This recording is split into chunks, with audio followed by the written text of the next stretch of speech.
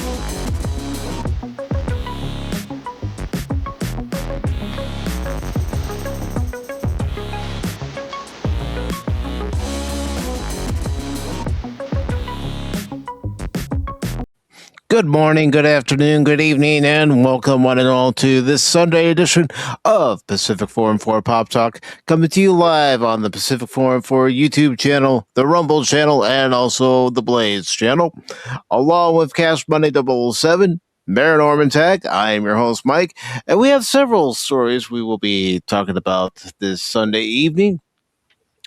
But first, before we do any of that, Baron, Cash, how are you guys doing? Pretty good, Yo. man. Yeah. Pretty, I'm glad. I'm really glad that Baron seems to have solid internet now. Like, he's not even roboting so far or anything. I mean, fingers crossed, but yeah. Seems to be Thanks for kicking me. I did keep it at 720p for Pop Talk for the moment, just in case there's any kind of buffering or anything like that on either your end, my end, or Baron's end. Mm-hmm. It's fine. Just as a precaution, but mm-hmm. I hope everyone is doing well. And gentlemen, thank you again for joining myself, DJ Rana G, and Anonymous last night as we talked about the first duty from Star Trek The Next Generation. I can do it now. See, I didn't do that once yesterday. Well, you know how I approach the Adventure Continues a Star Trek discussion. Yep. That's the more serious stream on the channel. Mm-hmm. And that's why I didn't do it. Yes. But, gentlemen, how's your Sunday been treating you? Nice and peaceful. Nice and peaceful. Yeah, pretty peaceful, right? Good. Well, I did do a Rumble Premium stream early this morning. I got 2.5 hours out of the 5 hours total I'm required to do each month. Okay. So I'll be doing the other 2.5 hours tomorrow night. Nice. And I played Nobody Once Died. I really enjoyed that game. Good. You should enjoy it. It really makes you think. It really makes you try to do puzzle solving and see, how did this happen? Where did this happen? Why did this happen? Okay, well, there was a victim over here. How did they end up dead? And I did think I would enjoy the game as much as I actually am. He's hooked. Yes, I am hooked. I am hooked. You know, just like I'm hooked on saying good evening to snortopoopiscuber.com. Mm-hmm. And his human suit. Also, Lady Mist, how are you doing today? Tree Rock, how are you doing today? Helion, hope you're doing well. I see that the Braves won their first 2 ball games of the 2026 season. Oh, stunning and brave. Uh-huh. Unfortunately, the Cubs did drop the 3rd game of the 3-game set against the Nationals today by a final score of 6-3. But you know what? At least we got a win. Well, we do have a win under our belt, so Good, man. Yeah. yes. And of course, Helion says that the Braves lost today. And Jet Sparks, good to see you, brother. I'm sorry to hear about your grandfather, and my condolences to you and your family. And you know, I'm glad you're here because our first story, which I'm going to go into right now, just popped up earlier this afternoon, and I think it's a story that you in particular and anybody who was a fan of Power Rangers is going to be excited for. So I do consider it breaking news. Mm-hmm. So I'm going to go ahead and play the breaking news. Okay.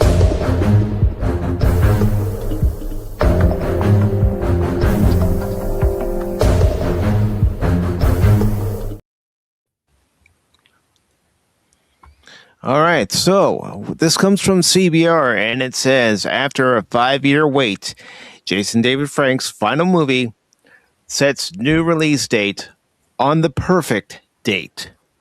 Oh. Yes. Now, for those who are unfamiliar with who Jason David Frank was, he was a very big part of not just Mighty Morphin Power Rangers, but Power Rangers Zeo, Power Rangers Turbo, and several other Power Rangers series.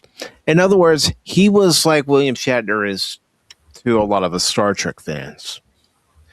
I'd say even more so than the rest of the cast members from that original Mighty Morphin Power Rangers cast. He is definitely the one that people think of first and foremost.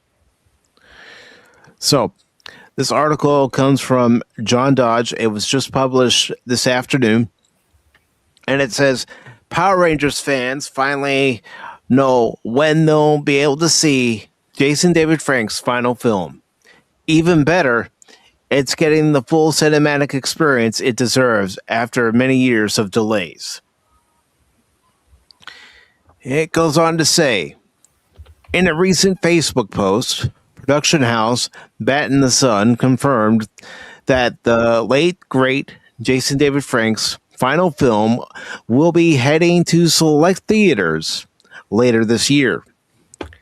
Fans can look forward to seeing... Hold on, I want to update the chat too. Okay, fans can look forward to seeing Legend of the White Dragon on the big screen on Power Rangers Day, August 28th. And like I said, Jason David Frank meant a lot to those who are fans of not just Mighty Morphin Power Rangers, but the Power Rangers franchise in general. And it's good to see Iron One. I hope you're doing well this evening. What is Legend of the White Dragon? Directed by Bat in the Sun co-founder. I got a pop-up coming up. I hate that. But anyways, directed by Bat in the Sun co-founder Aaron Schoenick, from a screenplay co-written alongside Alex Kellerman, Legend of the White Dragon was produced via a successful Kickstarter campaign in 2020. The film stars Reed, better known as the White Dragon, a former superhero turned fugitive who returns to his home city in hopes of clearing his name and reuniting with his loved ones. The film also stars Schoenick as Jai Kuda, better known as the villainous Dragon Prime. Former Power Rangers stars Jason Font, Serena Vincent, and Sierra Hanna also starred in the film, with the core cast rounded out by Mei Nick and David Ramsey, Mark DeCassos, Andrew Batchelor, and the later Michael Madsen. So yes, Michael Madsen is also in this film. In one of the latter's final films roles before his tragic passing of last year. Although Legend of the White Dragon has been slated for release multiple times before, various setbacks have hampered those plans. In 2023, the film was able to finish additional photography in spite of the then ongoing SAG-AFTRA strike, with the final post-production work being completed earlier this year. Jason David Frank's Power Rangers Legacy explained, and I do. Brandon's not on this channel. As a matter of fact, Brandon Looney Tunes Fan 2000 lost his channel due to copyright claims, numerous copyright claims. Oh. Uh-oh. Yikes. Yes. SpaghettiOs. Yes. All right, so it goes on to say, born in 1973, Jason David Frank became one of the most iconic figures in pop culture thanks to his role as Tommy Oliver, a.k.a. the Green Ranger. In 1993's Mighty Morphin Power Rangers, initially slated to appear across 14 episodes of the series, the character proved so popular that Frank was brought back almost immediately, setting up what is easily the Power Rangers franchise most iconic and incredible legacy. Over the years that followed, Frank took on a leading role throughout numerous iterations of the Power Rangers franchise, ranging from the original series to Power Rangers Zeo to Power Rangers Dino Thunder, and unsurprisingly, the Power Rangers Super Mega Force finale. Frank's final turn at the role came in 2018 with the 25th anniversary episode of Power Rangers Super Ninja Steel, after which he effectively retired from the franchise. It goes on to say, Frank's impact on the Power Rangers franchise continues to be felt to this very day, and likely will for as long as it continues on with new stories. In May, Boom Studios Comics Giveaway Day 2026, Power Rangers number 0 will be released, giving readers multiple stories to follow along with, one of which will pick up with Tommy Oliver in a future in which he is officially the last Ranger on Earth. Legend of the White Dragon is slated to be available in select theaters on August 8th. So yes, like I said, Jet, I'm glad you're here because I was going to lead off with the story as soon as I saw it this afternoon. And speaking of Jet, he happened to say he was really skirting the line doing that. I think just doing VHS openings to old movies would have been more lucrative for his channel, or just talking about Looney Tunes in general. Yeah.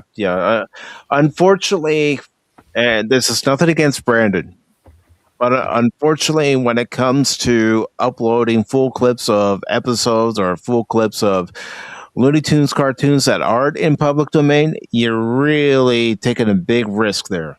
Yes. Yeah, it's a little bit more than skirting. It's like you've gone over the line. Now is Buford D. Justice going to catch you? Yeah, showing some pictures, or just showing pictures in general, or even stopping the clips and just showing it like a slideshow would have been way better. They would be fine with that. So turn down the sound and just don't have any of that copyrighted material hearing or showing, or I mean, that's what people did with the trailers, the Star Wars trailers, whatever they did. They just have it as a slideshow, and YouTube is fine with that. People are fine with that. So. YouTube is fine if you take a clip, play, you pause it, you discuss it, and then you resume, play it for another 8 seconds, pause it, discuss it. But to go on for the whole duration of that short or that episode, no, they're not okay with it, and neither are the copyright holders of whatever materials being shown. And I want to thank Blinja Ninja over on Blaze for following. Hey. All right. Yes. The ninjas now. Yes, he did cross the line. You have to be very careful. Right. Even if you're posting a video where you're giving a review and you show clips. Right. If you show it for, that allotted 8 seconds, normally you're fine. But depending on the studio, they might still come after you. Yeah. Disney's known for doing that. Warner Brothers is known for doing that. Yep. Oh, that's right. The clips or just the pictures from the episode or whatever you want to show, you'll be okay with that stuff. So. And hello to the Padawannabe over on Rumble. Good to see you, brother. And also, real quick, I do want to acknowledge a good friend of the channel who has just gifted a Pacific414 membership. And Iron One has received that Pacific414 membership from Pops. Yeah. Thank you, Pops. Hey, Pops. You're a good man, Mr. Pops. He is. He is a great man, and I had the pleasure of doing a recording with him Friday. And when that comes out, I will let everybody know. But we had a great conversation, different points of view on the movie, but that's the whole point of doing recordings and live streams like that. We're all going to have different takes. But congratulations to Iron One, and thank you again to Pops. Really appreciate it, brother. And I have this for Iron One. I'm going to play them all. First, I'm going to play this one.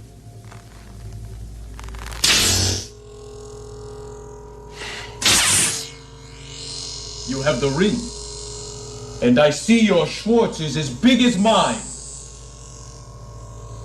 Now let's see how well you handle it.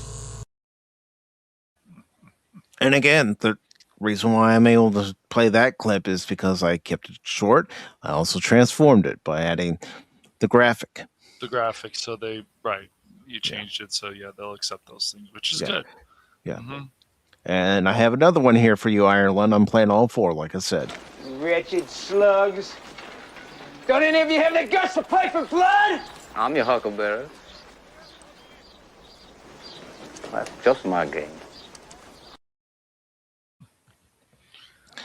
And, of course, we have this one. Glory to you and your house. Gosh, it's a real Klingon. Anyway. Yes, it's a real Klingon. And, of course, this is everybody's favorite. I have come here to chew bubblegum and kick ass. And I'm all out of bubblegum. Yes. And to think they actually want to remake that movie. No, leave it alone. Yeah. Very exciting. And, of course, with Pops, you could always catch him talking about movies with other guests like Baron Orman Tagge. Me? Yes, if you're a member of Pop's channel, you get to see those particular videos ahead of time, and then he does release them out to all his subscribers where you can watch it. But you can also catch Pops with Stone Loki, Ironcaster, and Squeaky Mouse every Tuesday at 5:30 p.m. Eastern for Talk Hard, where they talk about a specific movie each and every week. As a matter of fact, let me go ahead and get your links there, Pops, and this way everybody can follow you if they're not following you already. If they're not, they should be. Yes. All right. Just waiting for it to come up. There it is. And let me grab the link. So I know you and Baron are trying to line up a day where you both can do your next recording from what I've been told. I'm not going to say what it is, but if you... It's the Barney movie. Uh-huh. You know, I knew that was your favorite, Baron. I knew it. I love you. You love me. How did Mike go? Copyright strike from Barney. Thank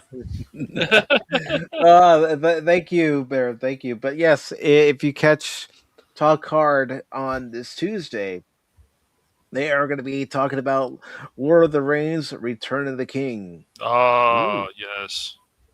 Great movie. Yeah, so be sure to check out Pops this Tuesday, and especially for Lord of the Rings, which this ties in. Next month, we are going to be watching The Fellowship of the Ring on the channel. No, not next month, Mike, you idiot. May. See, this year's already going by too fast for me. It's like I can't keep up. But yes, let's see. They're going to remake the documentary They Live. They want to. I saw a thing the other day where it's in the minds of Hollywood. They want to. I'm like, no, leave it alone. Gonna take the dogs for a trail walk. Catch y'all when I get back. All right, Pata. All right. But getting back to this story about The Legend of the White Dragon being released for a limited release, what do you all think? No. Sure. I mean, I think it's great that Power Ranger fans in particular will be able to see the last performance of someone that they idolized. Right. Someone that they looked up to. And as Spark says, remakes are just showing how artistically bankrupt Hollywood is at this point. Yes, indeed. And it's Baron's better half, Cash's number one fan, the long suffering. Good to see you. Hope you're doing well. Well, she was hooting and hollering at the Banana Bowl game. And I think she's got, I don't know if they're all done with yet or not. No, but it's great that they're available for free on YouTube, so you can catch it any time.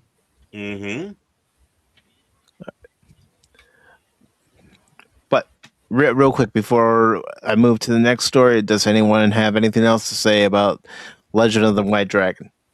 Whether you're on the panel or whether you're in the chat. Yeah, I mean, I hope they get out there, and I hope it's not just limited. So. Right. Yeah.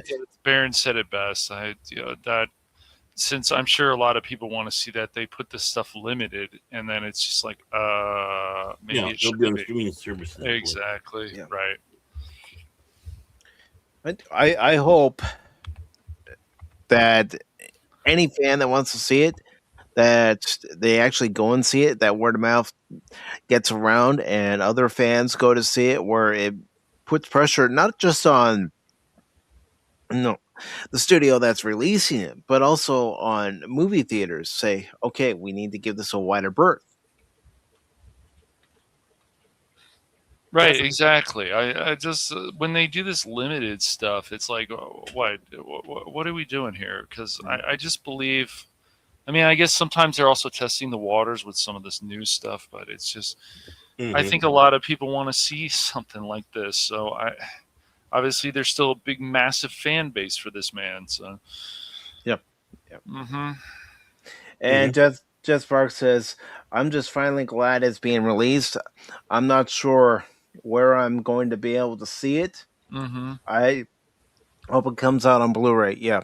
I hope it's going to be available for those Power Ranger fans and non-Power Ranger fans who, admire Jason David Frank to be able to view. And Rock says, who's playing the Pink Ranger? Well, this story is inspired by Power Rangers. Right. Yeah.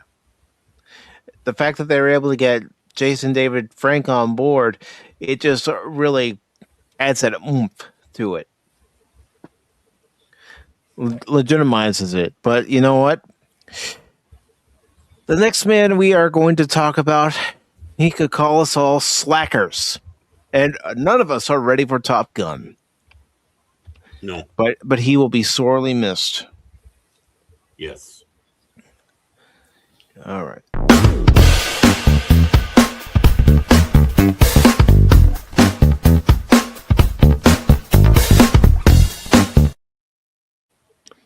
James Tolkien, Top Gun, and Back to the Future actor, dies at 94. That's a good long life. I mean, Shatner, he just turned 95 on Thursday. Yes. But you know what? As far as Mr. Tolkien's concerned, we're all slackers. Yeah. Always was a hard ass. Always. And he was good at playing the hard ass. Mm-hmm. Even Rubik and Masters of the Universe. Say what you will about that film. Yeah. It's a fun popcorn film. And yeah, he did a good job in there too. I mean, it's funny he was in that. This is by Peyton Turkletub, and it was posted on the 27th. And there is Mr. Tolkien. Mm-hmm. James Tolkien, best known for roles in Top Gun and the Back to the Future franchise, died on Thursday in Saranac Lake, New York. He was 95. News of Tolkien's death was announced by a spokesperson for the family, as well as by writer-producer Bob Gale on the franchise's website. Tolkien's career spanned more than 5 decades. His first TV credit was for the 1960 series Naked City, and his last credit was for the 2015 film Bone Tomahawk. Yeah, that's a good film with Kurt Russell. If you guys haven't seen it, I recommend it.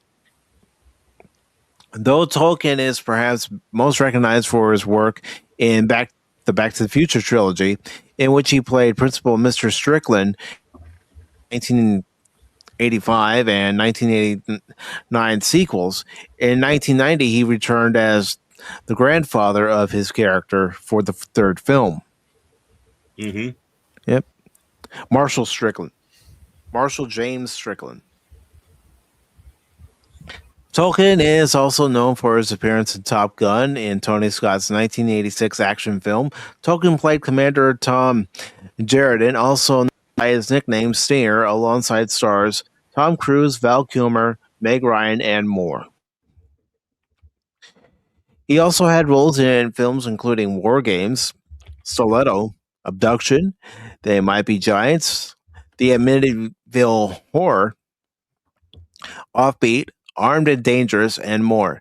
He had roles in TV shows like Leverage, Nero Wolf Mystery, The Pretender, Early Edition, Nowhere Man, Cobra, and The Wonder Years, among others.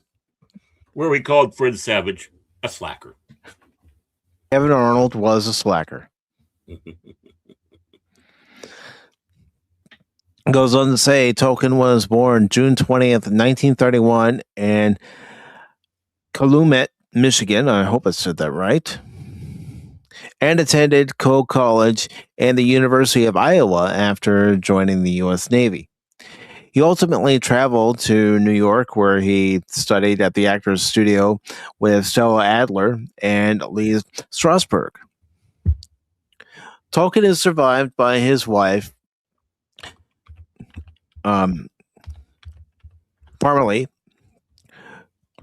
who we met on the set of Pinkville, an off-Broadway play in 1971.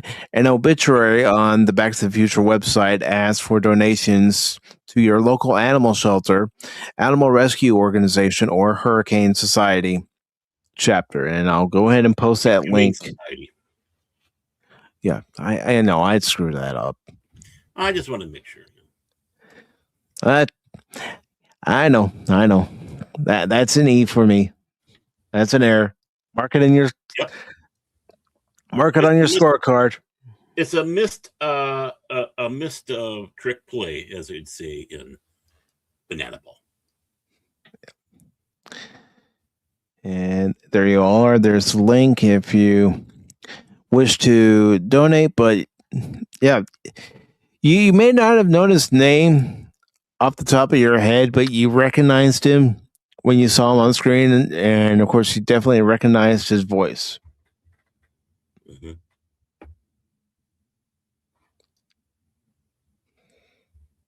Was it? What the hell is that? I don't know.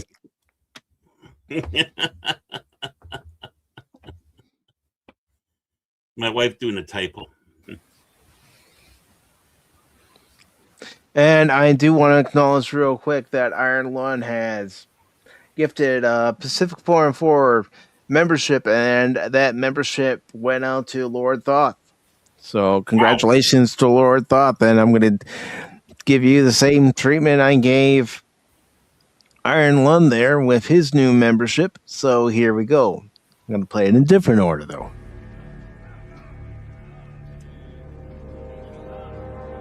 Glory to you and your house. All right, not done yet. We know. Hold on. Yeah, you better. I have come here to chew bubblegum and kick ass. And I'm all out of bubblegum. Wretched slugs. Don't any of you have the guts to play for blood? I'm your huckleberry. That's just my game. It's foul. Jeez.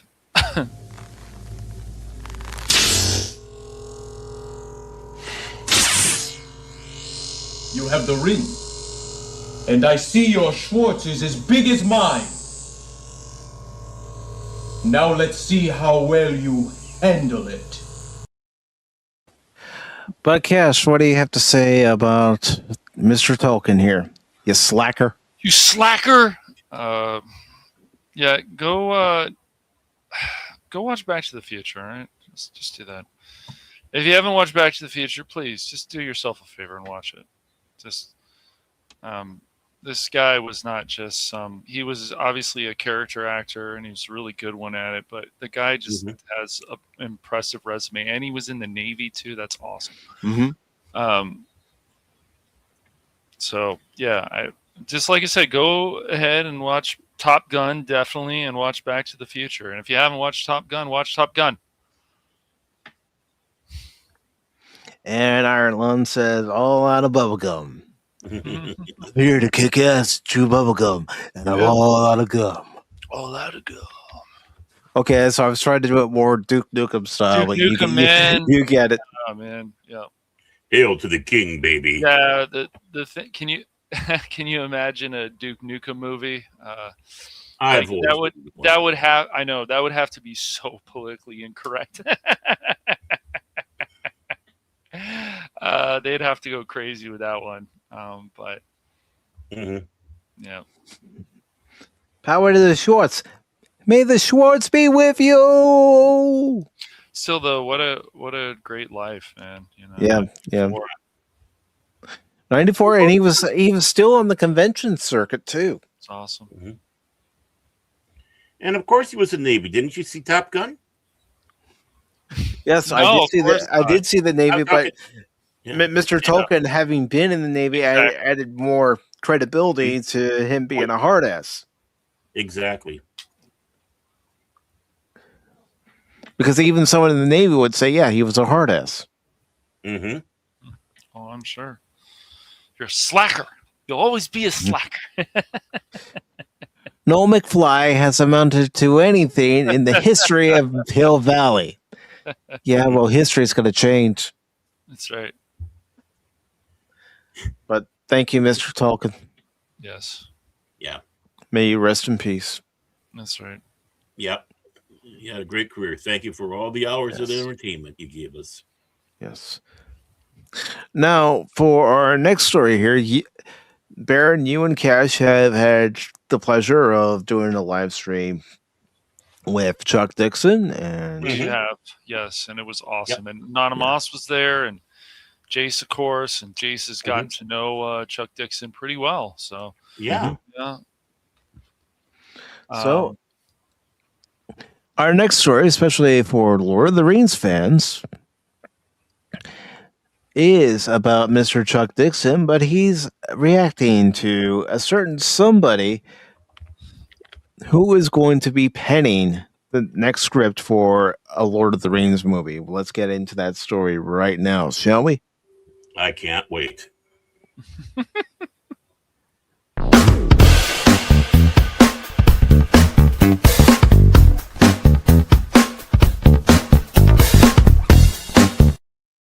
I made sure to avoid this story until today. I wanted to be, have this my first experience.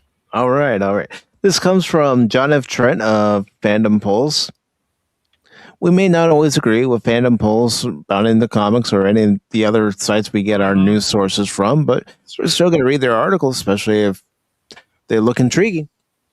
And this one we might fully agree with, too. Depends on how it goes. Yep. Chuck Dixon reacts to Steven Colbert penning a new The Lord of the Rings movie. This was posted on Thursday, the 26th. And it goes on to say, Chuck Dixon, who adapted J.R.R. Tolkien's The Hobbit into a graphic novel, shared his reaction to Stephen Colbert penning a new The Lord of the Rings movie. Director Peter Jackson revealed Colbert was writing a new film that will be a sequel to The Return of the King and is currently titled The Lord of the Rings: Shadows of the Past. Colbert shared his vision, stating, "The thing I found myself reading over and over again were the 6 chapters early on in the Fellowship of the Ring that y'all never developed into the first movie back in the day. It's basically the chapter 3 is company through fog on the barren downs, and I thought, oh wait, maybe that could be its own story that could fit into the larger story. Could we make something that was completely faithful to the books while also being completely faithful to the movies that you guys had already made?" And I started talking it over with my son, Peter McGee, who is also a screenwriter, and we worked out what we thought would work, especially as a framing device for that story he added. From there, he shared that he had been working on a script with Jackson and writer and producer Philippa Boyens for at least 2 years on the film. Let me get rid of that. 14 years after the passing of Frodo, Sam, Merry, and Pippin set out to retrace the first steps of their adventure. Meanwhile, Sam's daughter, Eleanor, has discovered a long-buried secret and is determined to uncover why the War of the Ring was nearly lost before it even began. Dixon reacted to this announcement, telling Fandom Pulse, "In what world does it make sense to invite an utterly talentless comedian to contribute to anything of value? This makes 0 sense." As mentioned above, Dixon did a graphic novel adaptation of The Hobbit. He shared in an interview with Brother Lore how it came to be. How I got the job was I was doing a lot of work for a company called Eclipse Comics. They were based in California, and Dean Mullaney, the publisher of Eclipse, was always looking for public domain material, in other words, material that didn't have a copyright on it. Smart. Mm-hmm. And he had a guy who would do nothing but search through the Library of Congress in Washington, D.C., looking for uncopyrighted properties that could be adopted into comics, he continued. And the guy came across, unbelievably, an uncopyrighted early manuscript, of The Hobbit. So Dean contacted me and said, "Would you be interested in adapting it into a graphic novel?" He shared. And I'm like, "Yeah, okay, that would be great." And while I was working on it, and the manuscript was significantly different than the published novel, while I was working on it, Dean was in communication with the Tolkien estate, telling them what our plans were going to be. Mm-hmm. Dixon recalled, and he said, "Look, you can either authorize us or we'll do an authorized version of the novel, or we'll just do our own form, which you will see no money." And so the Tolkien estate bowed, and then Dean called me and said, "Stop working on the uncopyrighted version and get. I wonder if this is get your old paper back and start working from that." So I think I was only 10 pages in. I scrapped everything I had done and got to work on the authorized version. So that's how that came about, he explained. It says Fandom Pulse is reader supported, of course, just so you all know. And then continuing with the article, it says, "Step into the dying deserts of Barsoom. Sorry. I'm just messing up every single word I come across today. Like never before, in Guns on Mars by Chuck Dixon, and 1,000 years after John Carter's legendary arrival, and a hard-bitten survivor named Cal fights for his life across the savage, crumbling Mars, where honor clashes with betrayal, ancient weapons meet desperate grit, and every step could be your last. If you crave classic Edgar Rice Burroughs adventures with a raw, unflinching edge, straight from the master of action comics, this pulse-pounding tale is your next must-read. Grab your copy today." Yeah, that's right. I read it. I gave the plug because it's Chuck Dixon. Yeah. He's quite a writer, I have to say. He has a great personality. We all had a good time on that stream. And he was rather proud of doing that. Yes, he was. Well known because he was a fan. He's a fan. It'd be interesting to have seen what the unauthorized one would have been like. What how different it was, but alas. Yeah, I know. It's just, if it's not people like Seth Rogen, it's someone like Steven Colbert. I mean, Stephen Colbert and his wife's kid, who he sat in the cut chair with while he was being conceived, are going to be doing this. And I mean, again, a talentless hack. Don't tell me, he's looking at all this stuff. He's doing it as a sequel. Tolkien had an idea for a sequel and promptly came to an end because he realized it would be the worst thing you could possibly do to this universe. Basically, the story has been said, and the story would have delved more into satanic areas with the bad guys, even more so. And it's like, no, this is not the mood or anything I want to bring in here. Knowing Stephen Colbert and his absolute sycophant political, can't get his mind off of anything freaking political in his one point view and all that. Yeah. And not understanding, because, he's showing he doesn't like religion. He's showing he doesn't like other points of view. He's showing many things. He doesn't like people with honor. Soldiers and such, not like all the things of Tolkien. One of the most Roman Catholic fantasy books out there is The Lord of the Rings. There is so much Roman Catholicism throughout all three of those books, it makes your head swim. So you can't let a douchebag like that touch it for that reason. No. Of course, again, Tolkien admired greatly the average grunt soldier. Yeah, he was an officer because he was quote unquote college educated. And he couldn't figure that one out because I don't have any skill or talent to lead anybody or be an officer. I'm just an officer because I'm a college guy. It's like, this is ridiculous. And of course, no, the war kind of broke him. But that's why you have that dynamic between Frodo and Sam.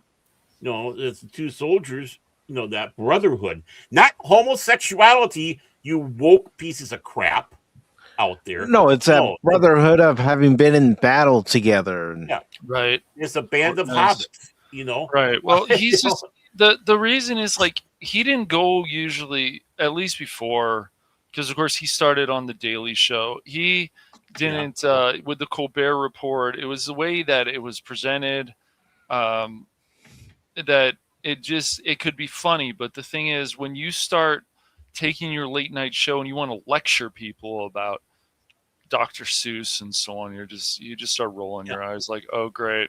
So this is what late night shows are turning into. Fantastic. Nothing he has done has shown me that he has the chops to do this. No. Nothing anywhere. No. And the man is so deranged. I mean, you know, going out there blaming Trump for his situation. No, it's because you just know how to waste money, and the network gave you 10 months. Man, I wish I had a firing like that. I mean, right. I mean, you know, the bullshit just lines up with this guy, and he's so full of himself. Those things right there makes it wrong for him to do anything Tolkien. Agreed. Because Tolkien's about sacrifice. It's more than being. It's about being more than. It's more than about you. This is an encompassing thing. How everybody comes together to rid this evil in their own ways. You know, obviously Sam and Frodo and of course Gollum had to go, you know, into Mordor on their road trick. Of course, Aragorn, you know, gathering up the army so they can defeat Gondor. Defend Gondor, I mean. Defend Gondor, yeah, right. You got it. And of course, you know, everyone had their key to play in this, and they're not together. You know, when the fellowship breaks, the fellowship breaks. But it doesn't mean that they're not fighting with each other in their own ways. I mean, Merry Pippin being kidnapped and taken off to Saruman's tower. You know, our elf, our dwarf, and our future king going chasing after him to rescue them, running into, you know, the riders of Rohan, and all that across the board. This is an epic saga. Yes. And not about that. An epic saga for Stephen Colbert is a look, see book. That's fair. It really is. So, yeah, whoever thought of this, no, this should not come to fruition. Someone was hitting the crack pipe a little too hard. Who's to say if this is a sequel to Return of the King? Who's to say that if and when the Paramount Warner Brothers deal goes through, that this will go through? Right, exactly. It may be worked on right now, but you don't know who's going to be staying, who's going to be going.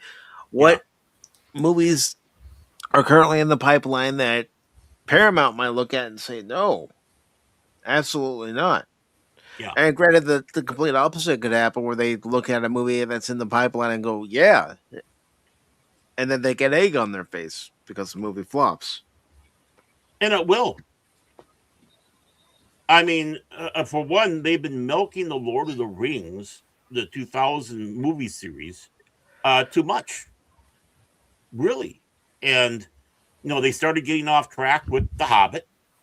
And now we're having this Gollum film.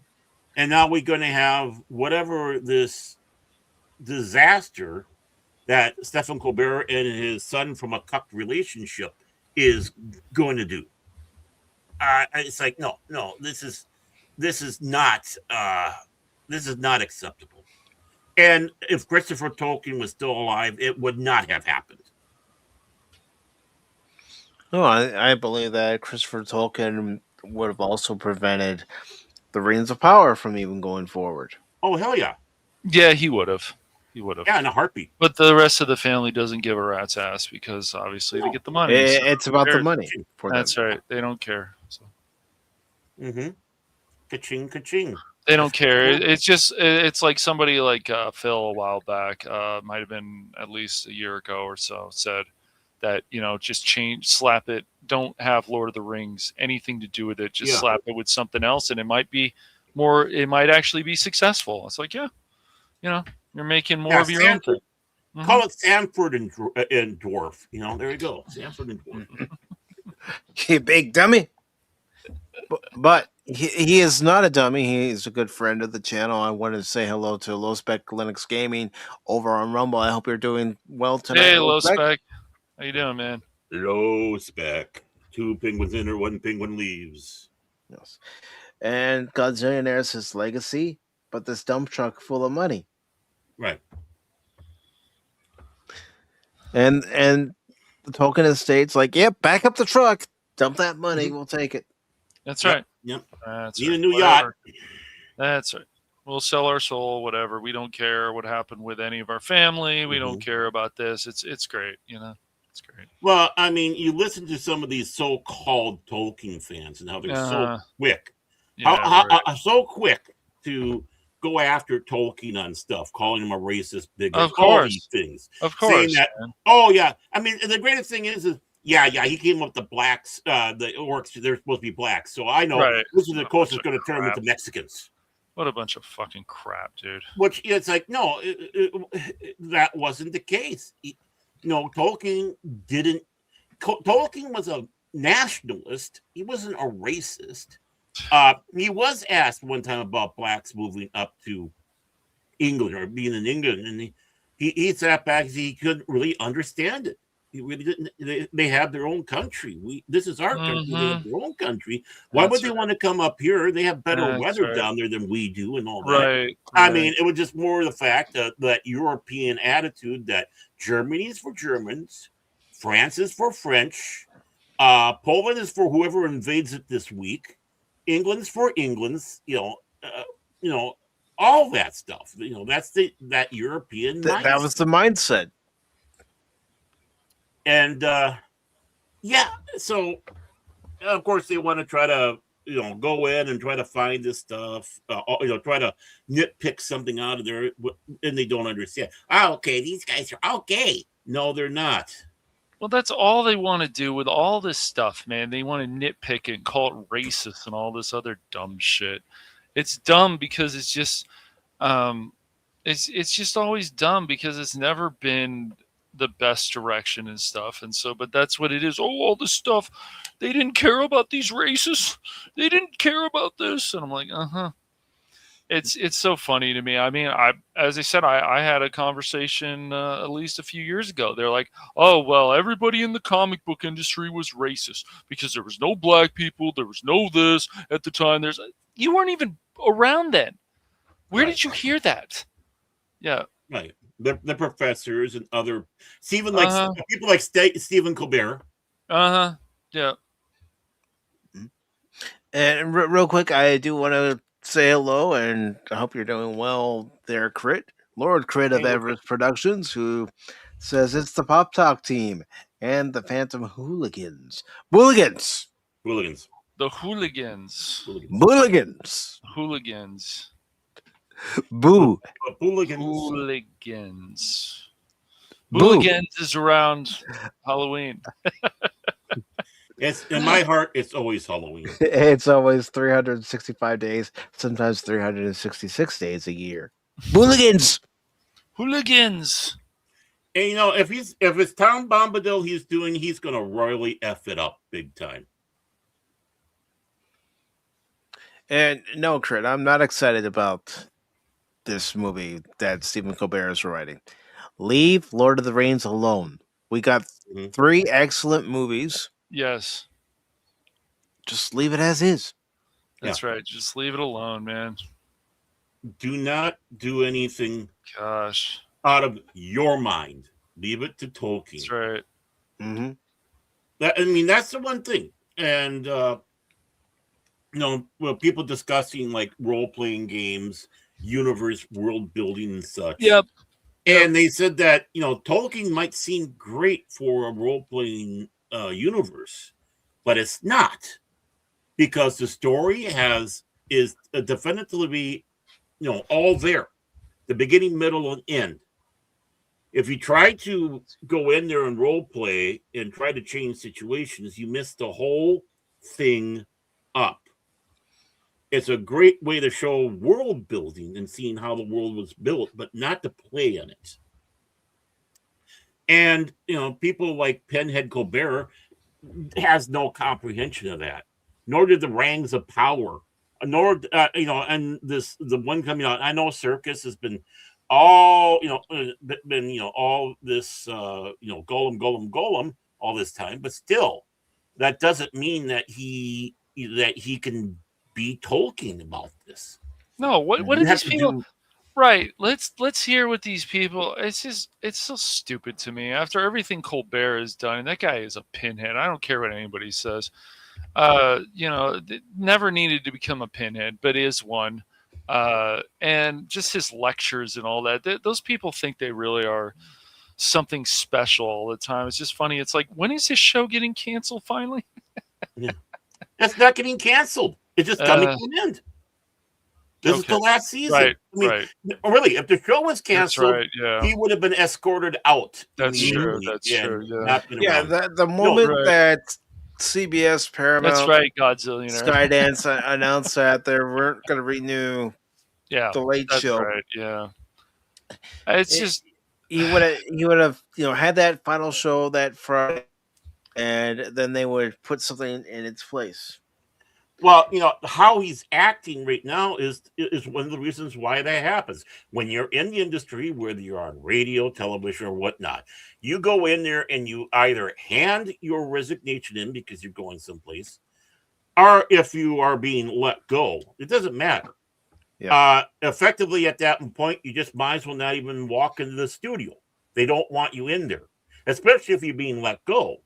It's like one of the, that's why they let the person know, like, after their shift on a Friday, or whatnot, or maybe early in the morning on a Monday. That way, you don't get in there and you don't do something that would hurt the station as a revenge ploy. And that's what Stephen Colbert's been doing this whole time on the daily, whatever show it is that he's got, on CBS there. But everybody's so friggin' stupid not to figure that out. Right. Yep. And Godzilla says it's gonna be the evil orange wizard of Marlargos. That's right. I'm coming for the rain. What do you mean the rain's not here? I want the rain. I heard it's the best rain you can ever find. It's the greatest. Yeah, if you're going, if you're going out there and wanking in the street corners, going, that's an AI video right there. It is, isn't it? But no, if you're one of those that's on the corner wanking off to No Kings, Tolkien's not for you, because he does not believe in a Republican government. He believed in a royal government. He believed in royalty, kings ruling, not to have someone going out there. When I say Republican, I'm not saying the big R party-wise. It's the small R, basically a republic. It's like, didn't believe in having elected leaders. It should be a king. So, you're going to go in there. What are you going to do? What are you going to mess up on that one? Yeah, it's his attitude. All these people that want to take over these franchises that have been loved for so many years, it's like, what the hell do you know about them? Can you prove to us what you know about them? Can you tell us in an interview what you actually know about Lord of the Rings? Can you tell us what you know about? They wouldn't be able to, Cash. Unless they're a student of Tolkien. And by student of Tolkien, I mean they've read everything that Tolkien's ever written. Oh, God. That's a lot. And studied it. Gosh. Have you sat down and they don't know anything? Study the movies, study this, study anything? Have you watched interviews? Through the movies. Okay. There are so many books out there that Uh-huh. Christopher Tolkien put out there. Basically, the Right. notes, the drafts and stuff like that Tolkien was doing through the trying to do the Lord of the Rings and all that. It's a multi-volume set, and that's not including the Book of Lost Tales, where he's going out there and you get some of these stories that were connected in there that he wrote, but never saw the light of day till Christopher Tolkien and whatnot. So there's so much material, and that's not including his letters. That's not including his authorized biography by Humphrey Carpenter. I believe that Carpenter's last name. And whatnot. I mean, there is so much stuff out there, but you're going to leave it to a hack American to try to write something that's extremely British. It's a British story. It should stay in its country of origin as far as who's going to write it. Mm-hmm. Someone who has that concept of royalist, someone who has the concept of these things. And of course, again, Tolkien also had the other one advantage that he wished he probably never had. That was combat experience in World War One. Mm-hmm. Such a horrible, savage war. Right. So, yeah. And, and people like Stephen Colbert, their war was playing the Xbox, a Call of Duty. Oh my God, I got PTSD from playing Call of Duty. Jimmy, help me. If you got PTSD from playing Call of Duty, I don't know what to tell you. Yeah. I might be exaggerating there, but you never know. He looks like the type that would. No, this is absolutely horrible. It's horrible. I mean, this is not even getting a writer from Timu. Timu would be several steps up. Our wish. Well, again, I'll go back to what I said earlier. If that Paramount Warner Brothers deal goes through, I'm hoping that Paramount looks at it and says, no, we can do better. Yeah. A part of me says they'll actually look at it and say, yeah, we're going to go ahead with it, but I would rather trust it to Ricky Gervais. I don't know at least he would know what it's like to have a monarchy with him being English. Well, yeah, he's a very knowledgeable man. Or what's his name? I hate when I have a middle block. Just a second. I mean, I could even imagine David Mitchell. David Mitchell over there in England. He knows so much about royalty. He is a royalist. Of course, comedian and all that. Would I Lie to You and is one of the shows that he's on over there, as well as The Unbelievable Truth, the radio show. And him, put him in there because he would be respectful, I believe. And he's a nerd. I mean, I certainly, say I was in the position, I wouldn't be qualified to write a Lord of the Rings story. No, it's just, Yeah, but not the me one either. thing is, it's like, but all of us would do a lot of, look into a lot of the research and the source material. have to. We would You'd bring have to. other people on. Obviously, we might even bring people on like Chuck Dixon and different people because, there's still more that we would learn. But an asshole like Colbert, and he is an asshole, he's turned into a big fucking tool.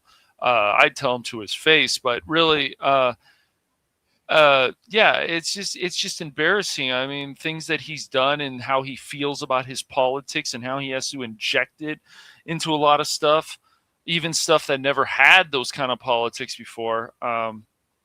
It's just ridiculous. It is.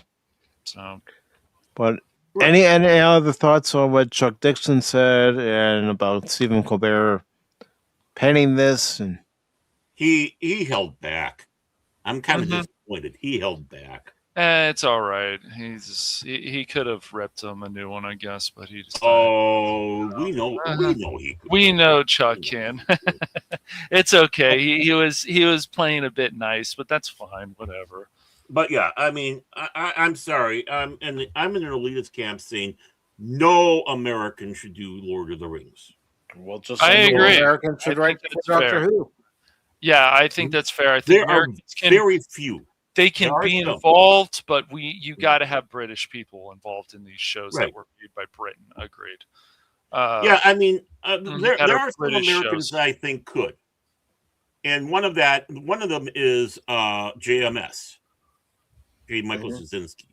I think he could pull off doing a Doctor Who episode. If he doesn't get wrapped into the new crap, because he's kind of gone a little bonkers himself. He has gone a little bonkers, unfortunately. Yep. Mm-hmm. But when you see how he did Babylon 5, how knowledgeable he is with Blake Seven Doctor Who and other stuff, British and all that, you could see him actually being able to do a Doctor Who. Yes, but Baron, you are not answering the important question here.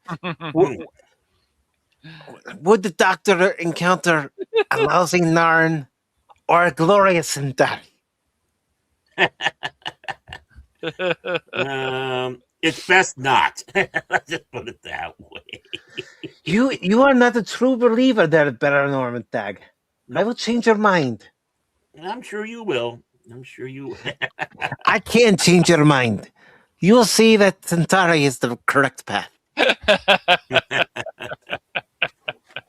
Truly, you really think that? Yes. Sorry. So, Doctor, how do you accomplish this bigger on the inside technology? It would be very helpful on the Centauri homeworld. Welcome to Babylon 5, Doctor. You remind me of somebody with a mustache and all that. Oh yeah, the Brigadier. I just thought it'd be funny by doing that. No. At least it was funny to me. It may not have been funny to everyone else. It's my sense of humor.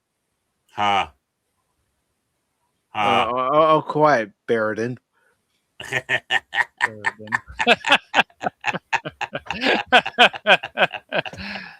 I thought that was the best way to come by Sheridan and Baron. Baradin. I thought was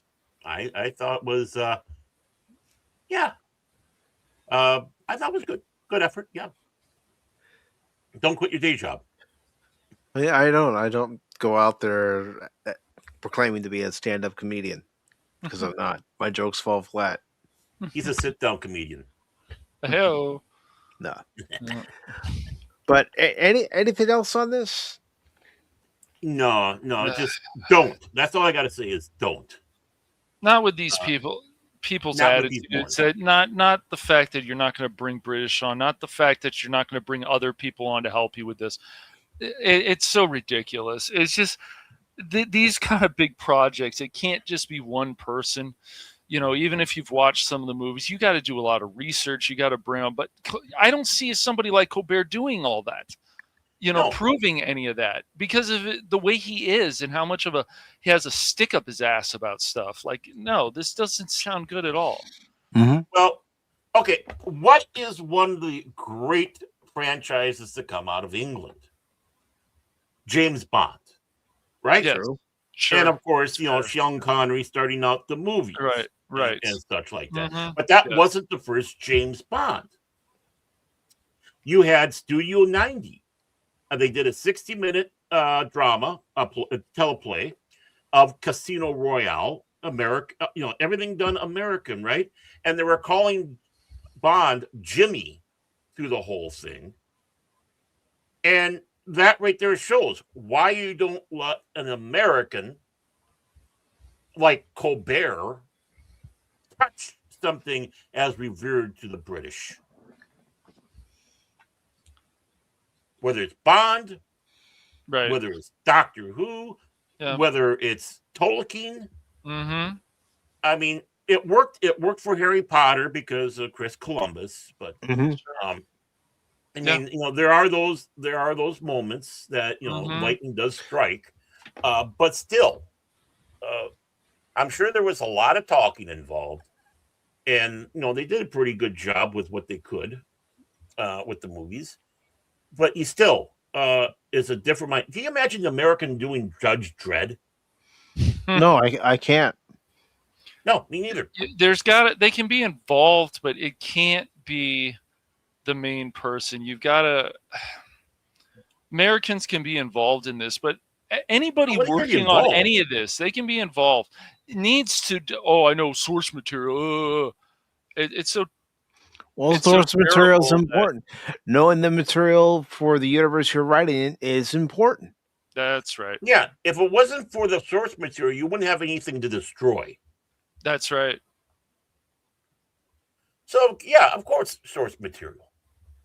I mean, look at the Judge Dredd film with the with Sly Stallone and Rob Schneider. Yeah, right. I kind of remember that movie. I'd have to watch it again. I remember something. I am the law. I would love to talk to Rob Schneider about Judge Dredd. Yeah, I would love to talk to him about that. Mm-hmm. But yeah, I mean, you just look how that movie came out and how they ruined the sacredness of certain things in there, like the helmet. It's right, of course, but they've done the same thing with Halo. They've done the same, even if a show isn't connected to a game or connected to this, they still we can disrespect the character, and for the actor to actually come out and start attacking the fans like some little child is just so funny. It's like these fans. So you're saying you don't want to understand completely the whole character, Master Chief, or you don't want to understand this character. Okay. Another example, Peacemaker. Not even acknowledging the original material. Mm-hmm. James Gunn telling John Cena, no, don't read the original comics. We're not going by the original comics. The funny thing is, if you read any of the source material or you look into any of this or you do any research, there's only a little bit in the comics about Peacemaker, but James Gunn felt we've got to make him more important. Okay, whatever.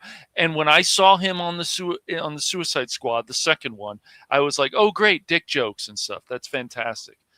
I'm like, I'm not watching a show like this. For me to enjoy that movie, I had to turn my brain off. Mm-hmm.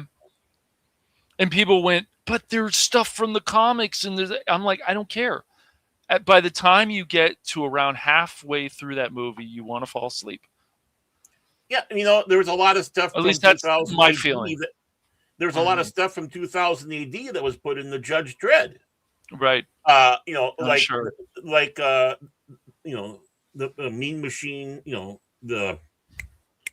I got a mental block. I hate being old and senile. But you had they brought in all these little things, including stuff that was in 2000 AD, but not in Judge Dredd. They were their own thing. So, I mean, that doesn't help your case. That, they added all these stuff in there. It's like, does that make it better? Is there a purpose?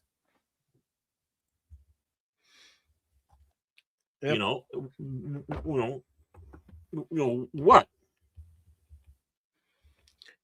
It just goes to show you ignore the source material, your work's not going to be revered like its predecessor. Because you need that core element in there of what makes a movie of that franchise or a TV show of a franchise worthwhile and worthy of being watched. Right. It's just badging right at this point. Mm-hmm. And it goes to show with the weekend box office. Yes, Project Hail Mary was the number one movie last week, making over 80 million. But we've seen with a lot of these movies that have been the number one, there's been a drop off. And we're going to get into that right now. Oh wow, are we ready for that now? Cool. Well, because we do the show later than we used to, it's always ready. We don't have to wait for it anymore. Unless Box Office Mojo has a brain fart. Yeah, that's kind of something I was going to bring up.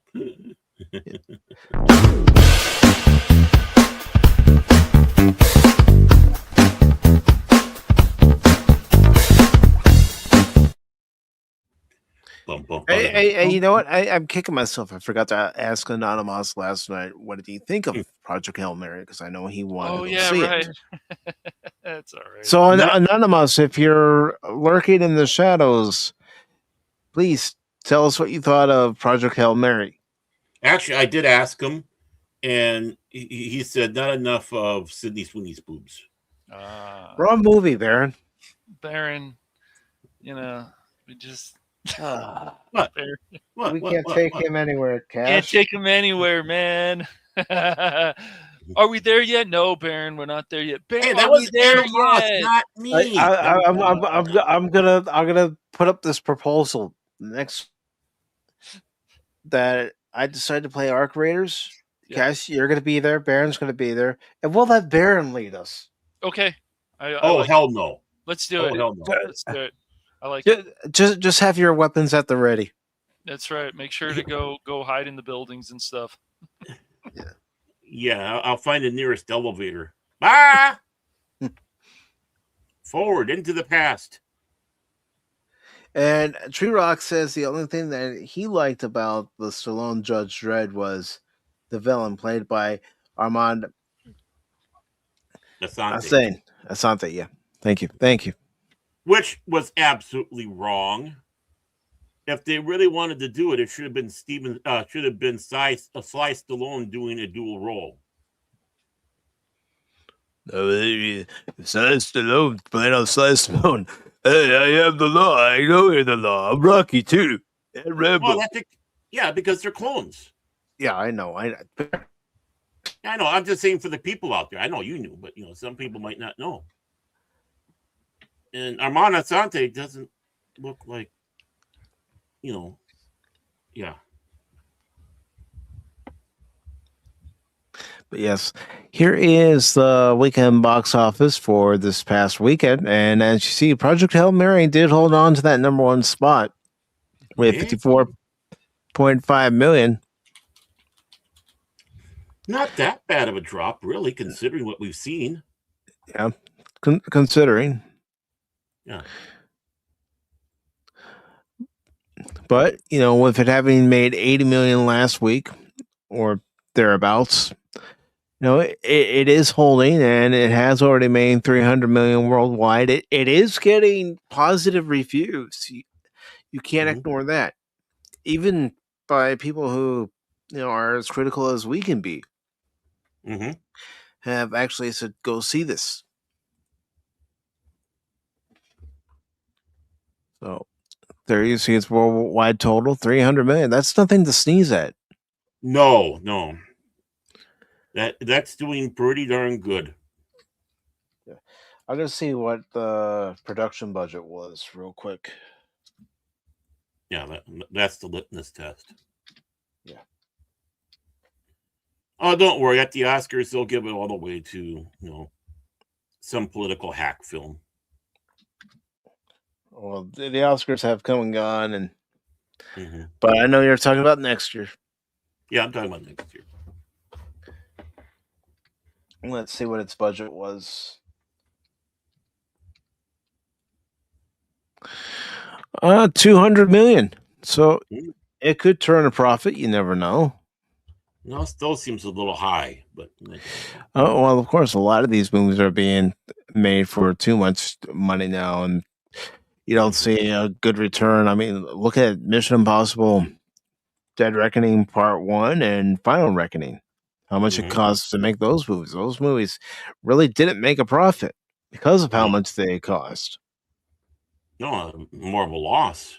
The only reason Dead Reckoning Part 1 actually got any money was because of a lawsuit that Paramount won at the time. But you have the Disney Pixar movie, Hoppers. What in our lifetime would you think that a Disney Pixar movie would be as low as it is? I mean, it does. I'll go into a more detailed grid here. Mm-hmm. It's in its 4th week, but it's just dropped each and every week ever since it was released 4 weeks ago. Mm-hmm. There was a time Pixar movies, people were clamoring to go see them. Oh, did you see, the latest Pixar movie? Did you see Incredibles, for example? People were talking about it, and that sold well when it came out on physical media. Mm-hmm. And then you have go ahead. To be honest though, every ad you see for that movie or whatnot, the film looks obnoxious and doesn't really have a draw, at least for somebody like me, to go on to see it. No, I mean, you look at the trailer for Super Mario Galaxy, that has a draw for people who are not only are Nintendo fans, Mario fans, but it also has a draw for fans. They finally have something that they can take the whole family to go see. Mm-hmm. Just like 3 years ago with Super Mario Brothers when that first one came out. I'm talking about the Illumination animated one. I'm not talking about the live action with Bob Hoskins. Yeah. But Disney Pixar isn't what it used to be. Mm-mm. And They Will Kill You made $5 million in its first week, and it probably won't be in theaters that long with that $5 million. It's kind of scary. I wouldn't think so. I mean, I am going to take a look at what Hoppers has done worldwide, but even 297 million worldwide, that's low for a Pixar film. Right. It's lower than Project Hail Mary. Mm-hmm. What does that tell you? And They Will Kill You internationally, but look, $1 million less internationally. Mm-hmm. A woman takes a job as a housekeeper in a New York City high-rise, unaware of the building's history of disappearances. She soon realizes the community is shrouded in mystery. I think I may have seen an advert for that, and as you can see, it really stuck with me. Well, that's another thing. The marketing for movies, they don't market it to where any of us really want to go spend the money to buy a ticket, buy concessions, and sit through a movie for 2 hours, 3 hours. Mm-hmm. Exactly. Take a bath, actually put clothes on, go out and get popcorn and pay all that money for the movie. And yeah. I was having a conversation this morning. I was asked, am I going to go see the new Super Mario Brothers Galaxy movie? I said, it's not one that I necessarily have to go see in the theater. I can wait for it to come out on streaming and watch it that way. The one I am interested in seeing is Michael. Yeah, that does look good. They're gonna focus on a certain part of his life, which is fine. Yeah. They don't have to show the whole thing if they don't want to. But, yeah. And then we have, and forgive me if I butcher the name, J.R.R, The Revenge. I know I just butchered it. I could tell when I said it. And forgive me, I mean, for an international release, and wouldn't think this movie had an extensive budget. I can find out real quick. Well, is this an American film? I don't think this is. I think this is an Indian film. Okay. Bollywood now, Bollywood forever. Well, some people have watched Bollywood films and said that they're very good. They're more entertaining than what we deliver here. Oh, yeah. I mean, there is a huge group of people that love watching Bollywood films. Yeah. I just don't got rhythm, so I can't keep up. The Bollywood stuff's pretty cool. It was cool in Slumdog Millionaire, but that seems like eons ago now. Cash was an extra in one. So, what does 255 Corey translate to U.S. dollars? No, I want to find out. I know it's just funny that we hate to figure it out. We got to do math or conversions or conversions. But the thing is you can be guaranteed for one thing: it's not going to be that much compared to what they do here. Just like Turkish Star Wars, Okay, it's around 26 million US. Okay, yeah. Okay. A little bit on the higher side of a budget for them. So, yeah, but you look at this, they made it back. Mm-hmm. And they had in 900 and some theaters. Look at that. They had 22 million. I mean, so I mean, just America itself is getting to that point. So, no, I know, Crit, but still, man, there was Bollywood stuff in there. Oh. It was a very good movie. So, it wasn't completely a Bollywood movie, but it was. Yes, we know a British guy. No, not Hardware Wars, Turkish Star Wars. After Star Wars came out and all that, some people in Turkey wanted to make a movie. And what they did was they grabbed, basically a lot of the special effects scenes from Star Wars. And, and it wasn't heavily in the used in the film as like in the beginning or whatnot. And you'd have like the opening sequences going backwards and stuff like that. And because of that, it was called Turkish Star Wars. But the plot and everything they had to it was not anything remotely close to Star Wars. It's just the fact that they pirated all the special effects. That's hilarious. Hey, it was the 70s, Yeah. And reminders of him. It's in its third week of release. It made 4.7 million this weekend domestically. It has a total of 69 million worldwide. I know it's playing at my local theater, but again, this doesn't grab me. No. Oh, it's Hardware Wars classic, man. Don't diss on that. Don't throw shade to Hardware Wars.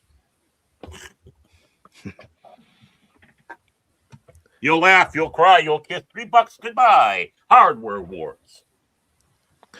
And then Ready or Not 2, Here I Come. Yeah, that's Baron every time he comes in. It is, man. Every time. Ready or not, here I come. Where's my donut, here, Mike? Guys. Where's my donut?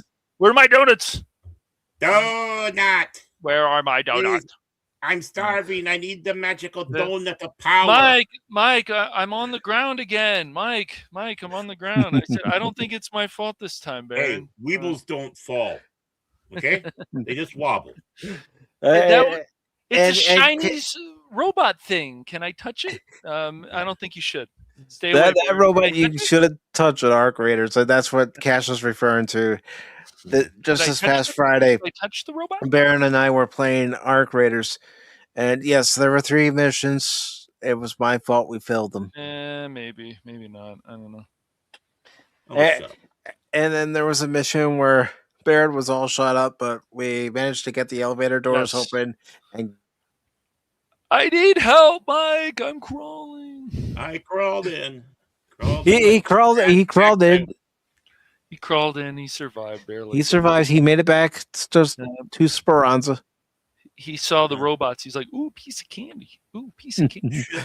Well, I was the one on that one mission that was trying to distract the drones from Baron, and so I fired a shot, hoping Baron would start running. And one of us had to survive. That's right.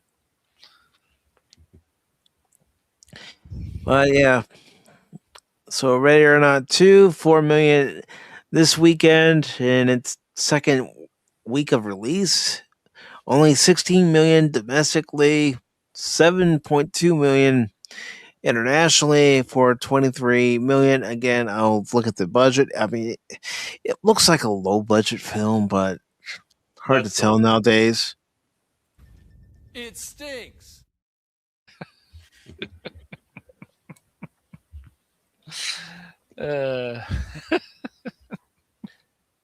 We don't know it. We don't care about it. We know it stinks. Yeah. 20 million was its budget. That's not bad at all. No, none. Hated it. You haven't seen it, Baron. How could you hate something you haven't seen? Yeah, Baron, you haven't watched Oh, it yet. very easy. Very easy. It's called bigotry. At least he admits it. Well, I figured that about him.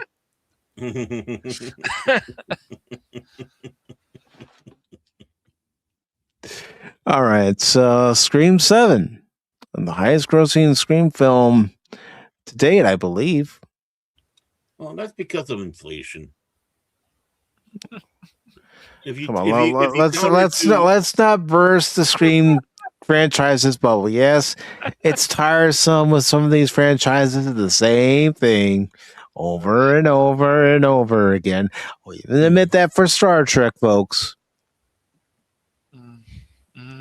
Star Trek is always fresh, unless it's Kurtzman. But 204 million worldwide, I could say that Paramount has a win. Good for them. Yeah, good. Yeah. I don't know. It's like, what are they going to do with Ghostface now? It's like, you got to watch the movie to know. It's like, do I? Ghostface becomes a streamer. Hey, Sydney. Hey, Sydney. Come watch my channel and subscribe. Follow. Hit the like button. Comment below. I got a $2 super chat. But yeah, there it is again, one last time. Scream 7, so I guess we'll have a Scream 8. Maybe we'll get up to 10. Who knows? Scream Infinity. Scream These movies just keep going. I'm trying to do my old take on the Simpsons gag where it was Star Trek 12, The Search for More Cleons. Yeah. Star Trek 10 is so very tired. Scott.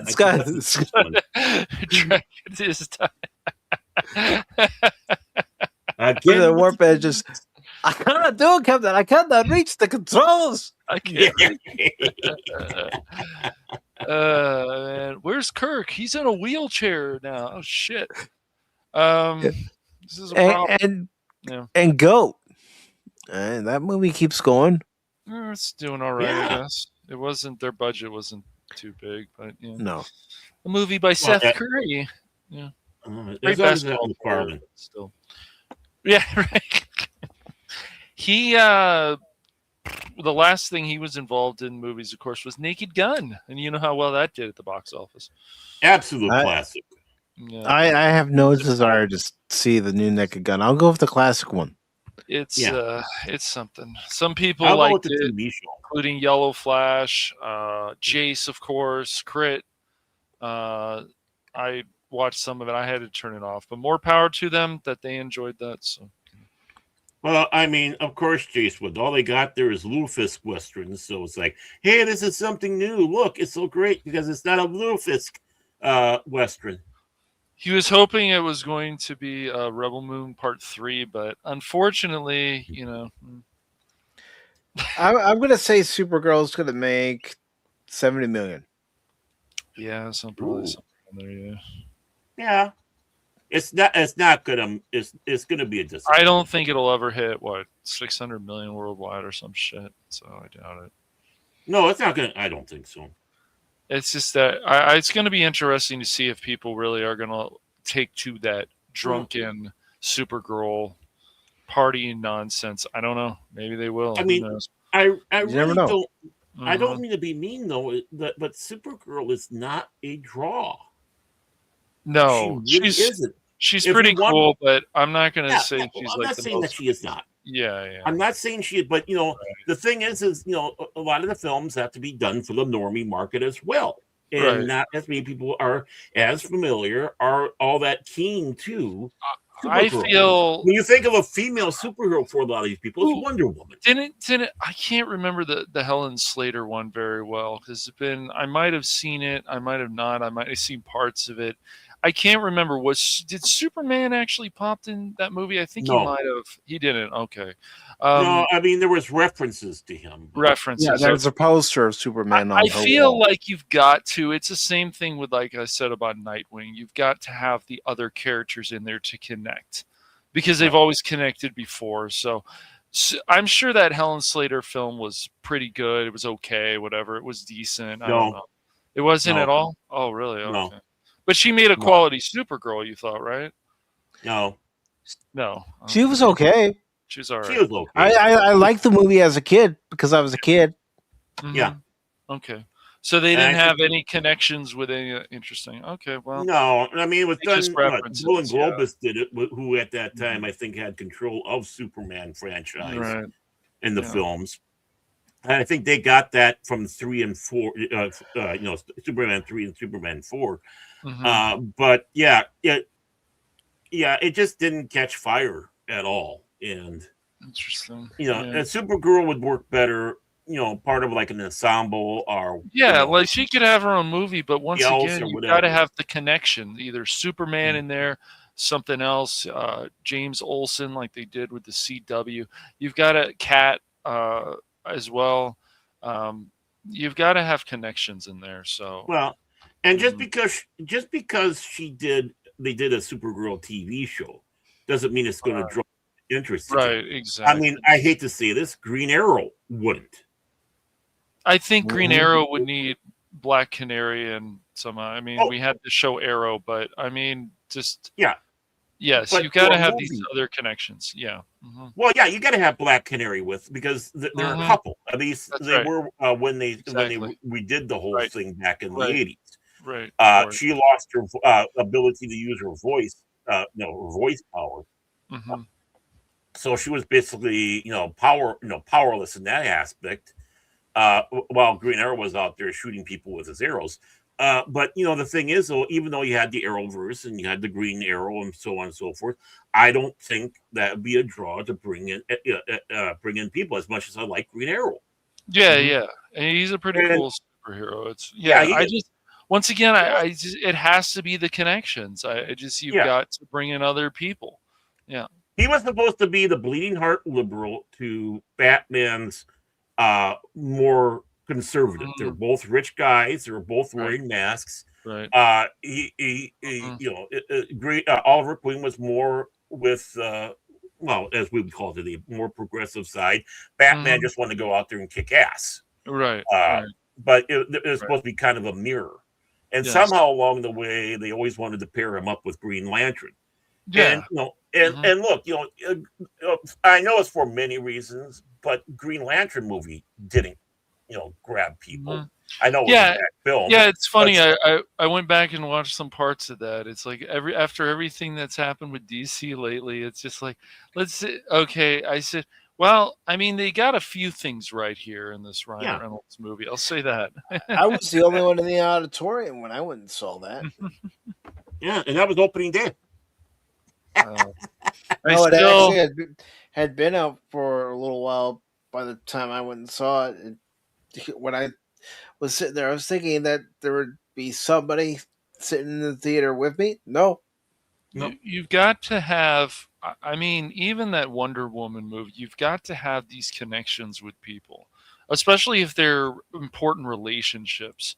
I still want to see that Batgirl film just for shits and giggles, but I want to see it too. I want to see if it was truly as bad as people were making it out to be. Yeah, I want to see. And the little bits that we saw, I mean, her running, for crying out loud.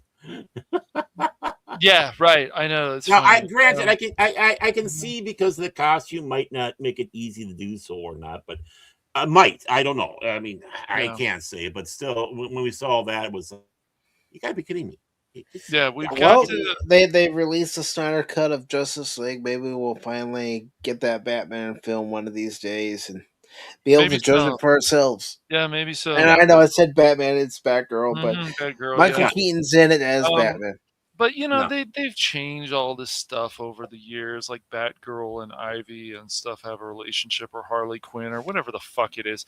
This is all because of the 52 stuff. All these little weasels changing things that don't need to be changed. And yeah, it's just, but whenever it comes to any of these movies, Batman, the Brave and the Bold, you've got to bring in, you know, the other people, not just Batman. Of course, he can obviously have his own movie and be fine, but there's got to always be connections with things. You don't always need the Joker. You don't always need this. You don't need that. Of course not. You know, if you did a live action Batman Beyond film, and like they've talked about, including Jamesy Gunny boy, you know, you've got to do these things right, and there has to be the same connections that we saw.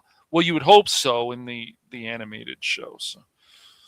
Well, see, this is the year of trials. You just might as well call it this. This is the years of trials right now. Yes. So they're keeping an eye on Supergirl to see what that does. Disney's keeping an eye on Mandalorian to see how that does. And if they don't do well, there is going to be stuff inside these studios that are going to, you know, they're going to be heads that we demanded. Definitely. And, you know, who knows what the fallout will be. But I think Gunny is on thin ice because, let's face it, Superman did not do well. It didn't do that well. I mean, I guess it's still considered somewhat of a success if they're filming a second one, but I guess they made enough money. Right. I guess they made enough money, Baron. I don't know. I wouldn't say it's a great amount, but... Well, they're probably going right into trying to get that going right off the bat. So, I mean, you know, so it was kind of hard. It's like Starfleet 90210 season 2. It was done before the first one even fully aired, and then the show because it was also approved by the previous ownership. And the same thing with Superman and whatever the new Superman film would be, and Supergirl. It's so you know. Baron, you mentioned James Gunn. Let's go ahead and get into one of our other stories for tonight. And one of the reasons why I put red flags into the title for tonight's show. So let's go ahead and get into that, shall we?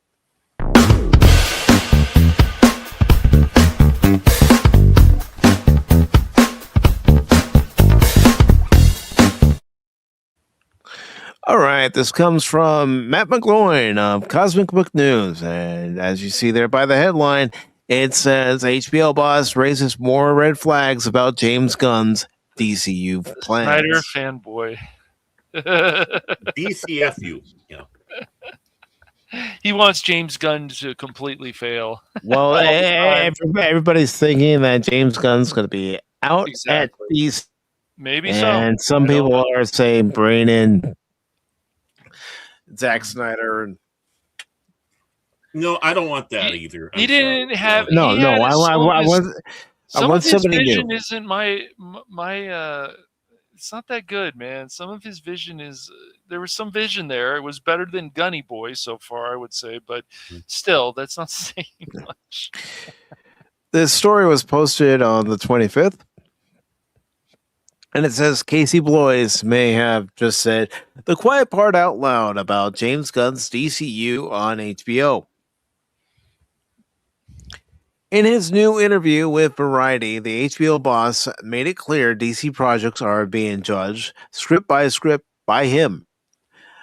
Not because they are part of a larger master plan. That makes it sound like, Bloys is the one really deciding what gets greenlit on the TV side, not Gunn. Goes on to say, that was deliberate because I do it because based on script. Come on, Mike, read. I do it based on script, he said in response to questioning about the slow DCU rollout on HBO compared to what Marvel did with Disney Plus. Yes, but again, I will continue to say this. Disney and Marvel needed to take a break after Endgame. Yes, that's what hurt the MCU, in my opinion. Even if the Black Widow movie was before Endgame, it would have connected better, even though it has its problems. It would have performed better. Yes. I think so. Mm-hmm. More than anything else, forget about anybody, any plan, or anything like that. You have to do it based script by script. Is it a good script? Do we think it's interesting creatively? Do we think it makes sense as a show? That's bad news for Waller. Asked about Viola Davis series, boys did not sound confident at all, saying only that he wouldn't say it's on the runway. Ooh, ooh, ooh! Wow. Yeah. Mm-hmm. For a project announced back in Gunn's original January 2023 DCU slate, that sounds like a show that may not be happening anytime soon, if at all. Yeah. And it says Lanterns still comes with questions. Lanterns is moving forward, but even there, the signs are mixed. Blois said it's coming this summer, but the series has already been pushed to the end of summer and still does not have a specific release date. Ouch. Burn. Yeah. Gunn also previously admitted HBO is handling the marketing and said he had no clue when footage would drop, which again suggests HBO was calling the shots on the television side. Well, maybe he's also saying that they have no clue when the footage is going to drop is because what they've looked at, they're trying to assess what can we use. More like, what the hell is this crap? Mm-hmm. Peacemaker lost a big chunk of its audience. Then there's Peacemaker, you know, the show that James Gunn told John Cena. I'm Don't shocked. pay attention to the comics. I'm So- shocked. I understand that people find that character interesting because of how he is, but it's just presented to me in the Suicide Squad movie, making some dick jokes, and then I'm like, oh, for fuck's sakes. I'm just like, no. I know this is a rated R film, but really, just come on. Yeah, but in this case, for season 2 of Peacemaker, people really didn't see John Cena. Mm-mm. Yep. Okay, it's my bad joke. Mm-hmm. No, it's pretty Yeah, good. bum. I'm allowed one more. 3 strikes and you're out. Yeah. Okay, it says Nielsen data showed the series only hit the streaming charts around its finale, and reporting on those numbers indicated roughly a 29% drop from the premiere to the finale. That is a steep loss, and it adds to the argument that HBO may not see Gunn's DCU shows as untouchable. Well, they also rushed it. They wanted to, capitalize on the supposed hype for Superman because they were Mm-hmm. supposedly related. I haven't watched season 2 of Peacemaker because I wasn't interested. Right. No. I mean, the ratings are dropping on these things that are supposed to be considered popular franchises. It's like, well, it's the direction they take this stuff. What else could it be? They're you know, idiots. probably. It's their attitudes about stuff, and they're just willing to, blame the fans for some other nonsense that they cause themselves. It goes on to say there is no report, directly confirming Boys canceled anything, but the ratings drop makes that kind of outcome easier to believe. I mean, especially look at Starfleet Academy as a perfect example. Booster Gold canceled? ? Fans also recently pointed out that the writer attached to the DCU Booster Gold series deleted all his posts related to the show. You can just take that mark off right now and put an exclamation point. Wow, dude, that's something. That's Hollywood. That's basically a Hollywood cry for help. So yeah, if you want to learn about Booster Gold, he's also, and you don't want to read anything about him in the comics, you can watch Brave and the Bold because he does pop up in that animated show. So you'll learn a lot just by an episode or two about him, his arrogance and stuff. He's a pretty interesting character, but Oh yeah. A movie about him? It depends who else they put in. You'd have to put in some other people. Batman has to be there. I feel. I don't know. He'd have to be part of the Justice Gang. Mm-hmm. Yeah, the Justice Gang, right? All right, and it says the writer did state he thinks the show is still happening, but that doesn't indicate confidence. No. If the show was still happening, he would say something along the lines, yeah, we're still... The Jimmy Olsen series was never part of the original plan. What comes next also says a lot. The Jimmy Olsen series is now one of the next live-action DCU projects in development, even though it was never part of Gunn's original DCU rollout. Why do we need a Jimmy Olsen series? I don't know, but I don't know. They've been talking about this recently, and it's just kind of. I never hate the James Olsen character, but it's just like, who else is gonna? It's always you've got to bring in other people into these shows that connect things. Right. I mean, for me, I just couldn't. I found it really weird that Tessmacher and Jimmy Olsen were a couple. Miss Tessmacher. Well, the thing is, yeah, he did have that series of comics that was Superman's pal Jimmy Olsen, but he would be visited by Supes or others in. That's that the comic. whole thing. He's still right. Yeah. He's not even. He's not a bad character at all. It's just like anytime. I'm just saying, why do we need a series that revolves around him?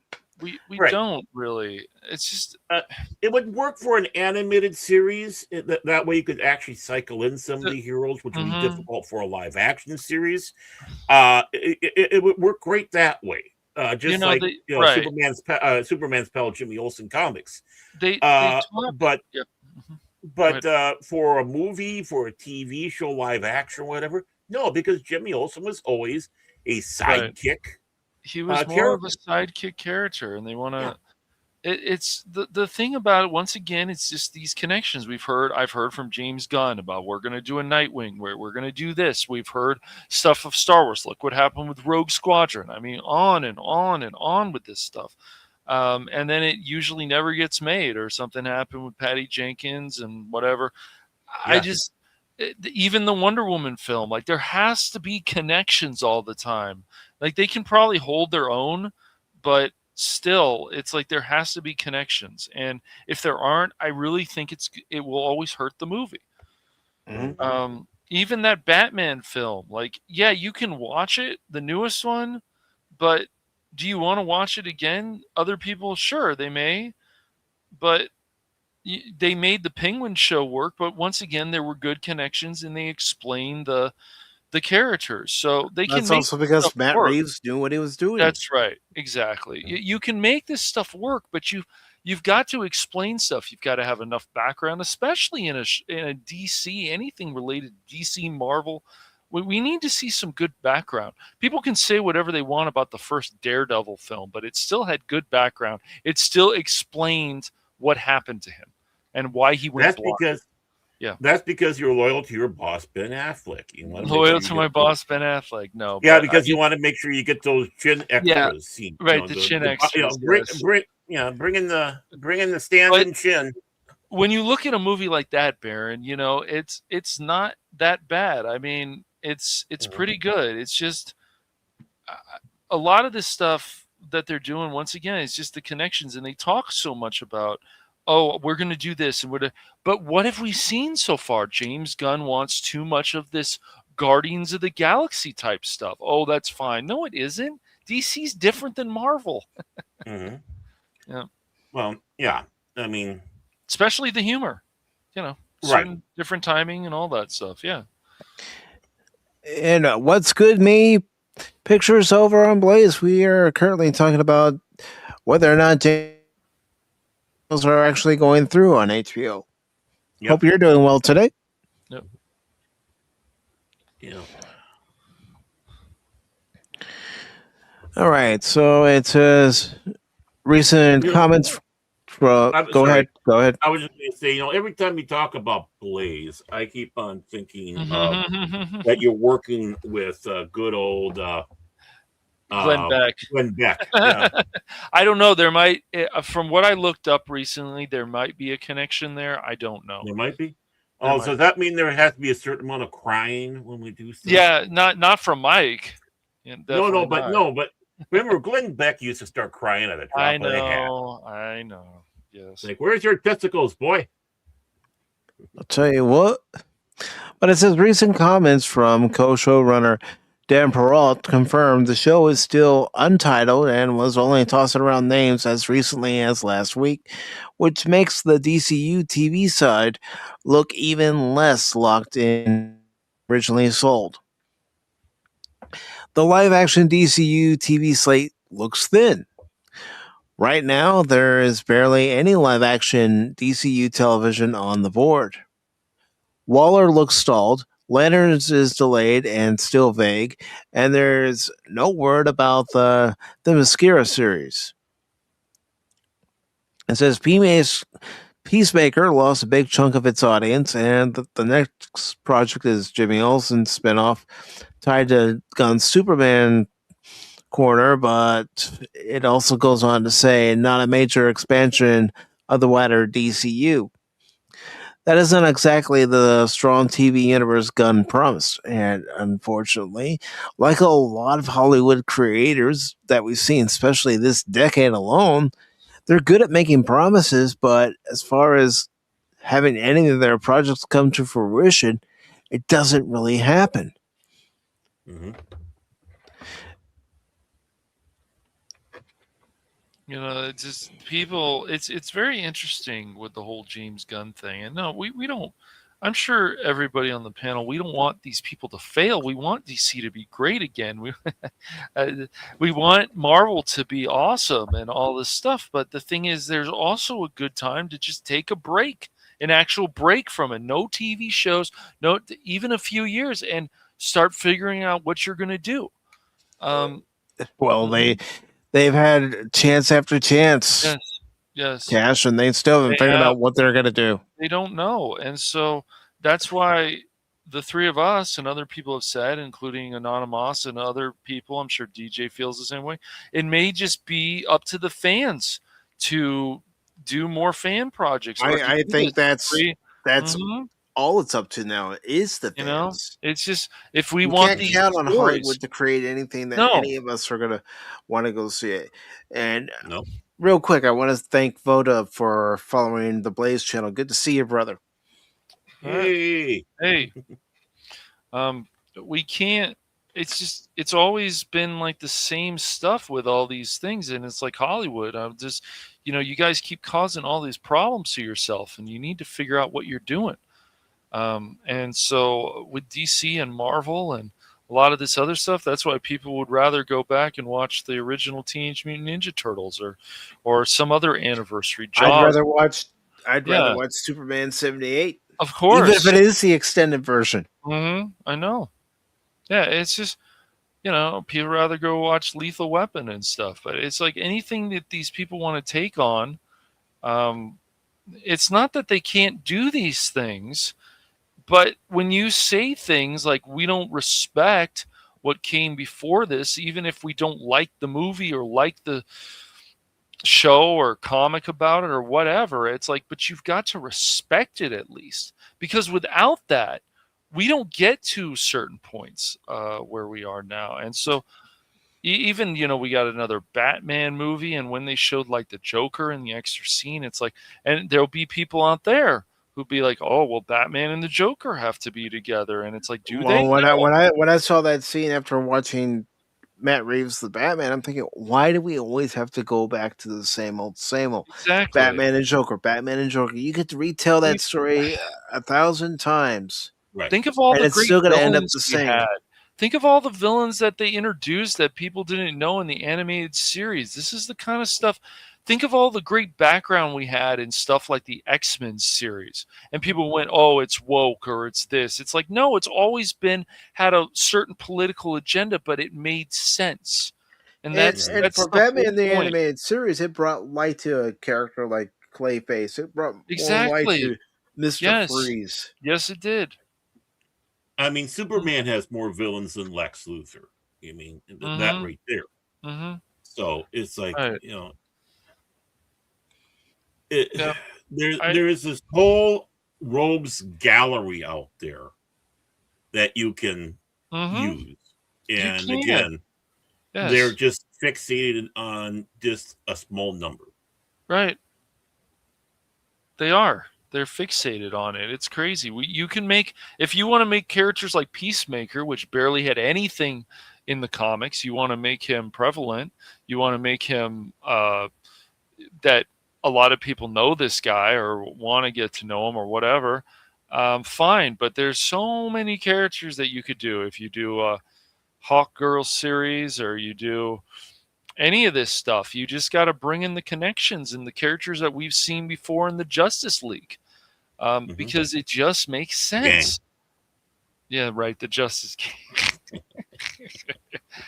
I didn't know enough about Guy Gardner in that Superman film, so it's like, well, I mean, I guess your performance was fine, Nathan Fillion. I would hope. I'm sure James Gunn told you not to read the source material, but I hope you did it anyways. Because he that's might just have known smart. already. Yeah, he might have known already. Yeah.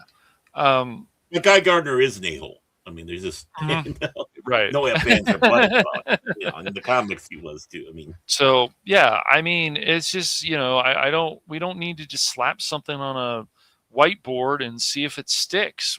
They can, when you have all this sort. This is the other thing too, guys, that people, James Gunn, these other people, they should say we have so much of the source material to work with that.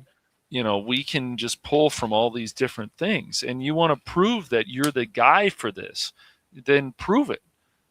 Make sure that you understand what the humor is. And so sitting there with James Gunn, it's like, say you're in a conversation. It's like, you don't always have to be mean to the guy, I guess, but did you watch Batman the Animated Series? What have you watched? I'm very curious. And what have you learned from it? I've noticed that a lot of these interviewers on these podcasts and whatever, do they ever ask these questions? Do they care? Maybe sometimes. I'm going to have to check, but it just seems like they're always showing, oh, James Gunn, you're the best. I mean, even Zack Snyder, it's like, yeah, I can give you some credit, man, but why did you decide to go in this direction? Why did you decide to go in this? He went dark. He went Dark Knight Returns. I mean, and I've been critical with Batman versus Superman because of that all along. It's like Frank Miller should be getting royalties off of that. Right. I agree. And Frank can still do a lot of great things. There's other stuff that you like, Frank, I don't know about that, man. That could have been a lot better. Well, Frank is crazy. Frank Miller's crazy, but he's a talented crazy. I mean, in some ways, you have to be crazy to do this. Right. So James Gunn and Snyder, it's like, there's got to be somebody else out there who just is like, look, however I feel about Batman 89, however I feel about this, I'm going to always honor these things because it came before this. We don't have this. We don't have this. We can talk about that. When he said that he didn't like Batman 89, I'm thinking, what's there not to like about it? And all I wish he would say, and I will always feel this way, just say, look, I didn't like this movie because of certain things, fine, but I will respect it. Just say that at least. Okay, that's something good. You're the head of DC and stuff for now. Yeah, because Batman 89 is a far better film than he could ever imagine to make. That's why. But this whole thing about, the source material, it's like, dude, people have to go on some, at least a good deal of the source material. Even if you're sitting down and watching the animated stuff or whatever, you don't want to read the comics, you can get a lot of great source material just from that. But it seems like I don't know about you guys with this, but it seems all the time that Hollywood is just not talking. They want people to just always get away from the source material, or there's some dumb comic out there. They want to add their own spin. I mean, it's so dumb. Yes. Alex Kurtzman's a perfect example of someone who wants to add his own spin to a franchise like Star Trek. And look how well that's gone for him. Right, exactly. Yeah, it's just it's so crazy to me. It's like, how can you guys sit there? Like, you can call us all the names in the book you want, but you're the ones who are losing money. You're the ones who are losing viewership. So maybe it's time to actually go back to what actually worked. Yeah, it's like, here's my butt. Now start kissing it. Yeah. Because it's time you start kissing our butts. Have you ever noticed, though, that Crispin and Gunny kind of look it's like it shows you that they're part of the Weasel family. I mean, it's just crazy to me. I mean, all this stuff. I mean, the fact that like Timothy Zahn and all these people, I'm like, you guys are just wasting these talented people, man, who came up with these stories. I don't care. Get the people from Dark Forces, whatever, man. I mean, my gosh, just such a waste of time. And it's nice that more Star Wars games are coming out, but even think about it, like the Justice League game. Yeah. There has been like one, maybe two, maybe.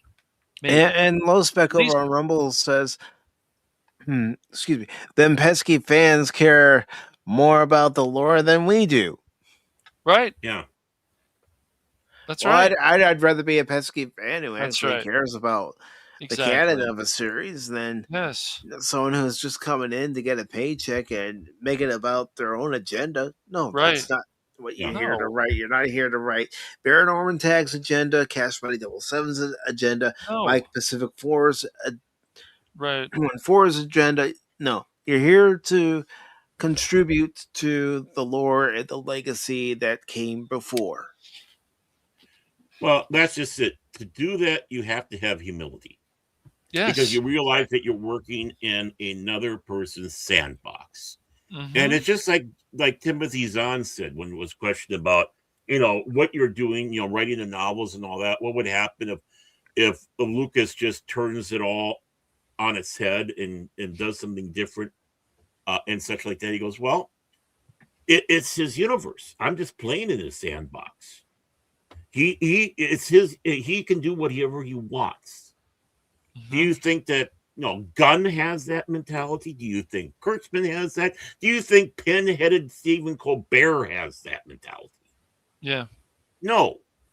These people do not have they don't want to. Yeah, they'll be like, look, this is what we're going to do, and actually start doing it. It's really just start with baby steps and just go from there. But you need to come out in these interviews and say, look, this is what we're actually going to start doing. And this is what we've actually learned. Well, what have you read? But it's also these interviewers who are these pinheads from Variety and stuff who don't even do enough of their own research. And that's obvious because they think they know so much because they're the Variety, Rolling Stones, whatever it is.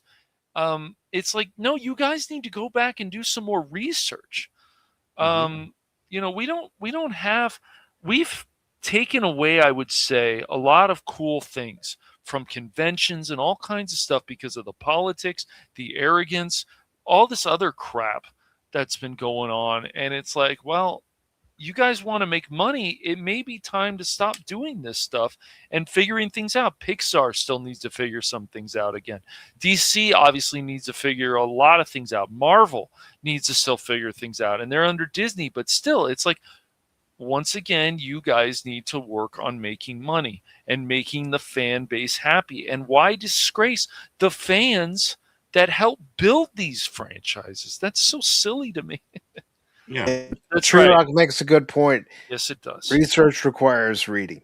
That's right. Yeah, and how many people nowadays want to sit down and actually read and do research? Right. And I'm asking a valid question. I want to know. It is. I don't know. I don't know, but I give things like after all the years we were told reading is power. Right. And exactly. That's exactly all the years. Yes. Yeah, I mean that is exactly one of the things right there. You're doing a story. You're trying to whatever. It's like now you do your research, you get power out of it. Hopefully, you're also entertained with these stories enough to love them and do the best job possible. Mm-hmm. That's right. It's everything that they've done. I haven't watched stuff like Stargirl. I heard from some comic book guy in the store that it's actually good. I haven't watched it. I think that was a CW show or something. Actually, you said comic book. Right. But it's just we're not. it's just all these characters. The thing is, if it's like more of a side character, then you've got to connect this. And how are we going to connect this? And it always seems to be the same, because that's what, oh, I know, shame comics. But once again, stuff like the Nightwing Rising, who's in there? Tim Drake, Batman, and Batgirl, because of the connection with Dick Grayson, of course. And it makes sense, yeah, it's just, I don't really understand what it's gonna be interesting to see what happens to these properties. I mean, even Looney Tunes, to some extent, some has actually fallen too. It's like, I don't know what you're doing lately, Warner. I hope you guys figure this out, but they've got to hire other people who once again care about these old franchises, want to bring this stuff. Even a new Scooby-Doo show, even a live action, if you follow a lot of what made these shows popular, it could be a big win. But why would they want to do that? They're not going to put the time and effort that's needed to make any property what it should be or what it used to be. Yep. They just aren't. It's really sad. I mean, you just see little details don't matter. I mean, it's so weird. I should be excited about like this He-Man movie, but I'm not. It's like, okay, we have a chance. All in eternity. I'm more excited about the Dragon Age of Destruction game that's coming out than I am about the movie. Mm-hmm. Yeah, understandable. Yeah. I mean, even that Fallout series, like Walton Goggins and stuff, like they did some things right, but even somebody who's either finished the games, like Phil, or somebody who's played a lot of Fallout, it's still, they're missing some things. And there is a bit of an agenda in there, and they are making the transgender character who's in the Brotherhood, which in itself is ridiculous, to actually become a main part of this. And it's just so crazy to me. I'm like, why are we doing this? But the Walton Goggins stuff and all the background, it's like, okay, cool. All right. Doesn't Phil live in the Fallout world? He might. Well, I know he lives in Delaware, but I wouldn't exactly call Delaware a Fallout world. Well, he is next door neighbor to Joe. So Rock says there are YouTube videos that explain the comics. Will they ever watch those? Mm-hmm. Well, and you got to be careful about those if they do their research. Mm-hmm. Yeah, sometimes they will. Those can be. There is a number of those that are really good, though. You want to know about it? Talk to 24. Talk to Loki. Exactly. Ooh, there you go. Exactly. Right. I mean, for those who are able to talk to him, may he rest in peace, Clubby. Mm-hmm. Mm-hmm. And Low Spec says about the Fallout show, he doesn't like the Fallout show. It's all right, Low Spec. I can't blame you, man. I understand there's things in that show that doesn't let the audience breathe and the character, and it's just like they have to talk so much instead of just stop. Again, that's a big problem with television shows and movies. It is. Nowadays, they don't give you a chance to take in the moment. We watched The First Duty last night, and they let you take in moments. Yes, absolutely. Yep. Mm-hmm. Yeah. Yeah, I mean, episode. Yeah, I just, the Fallout show, they did some things right from the games, other stuff, it's just, even that last episode, it's like, yeah, the season's probably like a 6, or, it just wasn't, there were some things that were cool and other stuff not so much. And Photo of over on Blaze says there are some things that are game accurate, so that's a plus. Exactly. Absolutely. Very true. Great, man. Yes. And that's important. So it's hard for Cash to see anything bad though, because Christopher Nolan's brother is working on it. No, I can't, dude. I wish I couldn't say anything bad about Fallout, but there is some problems, Baron. I can't. No, I can't, man. And Photo brings up an example, like when he shoots the armor underneath the chest plate. Yes. Because the model armor has flaws in the joints. Mm-hmm.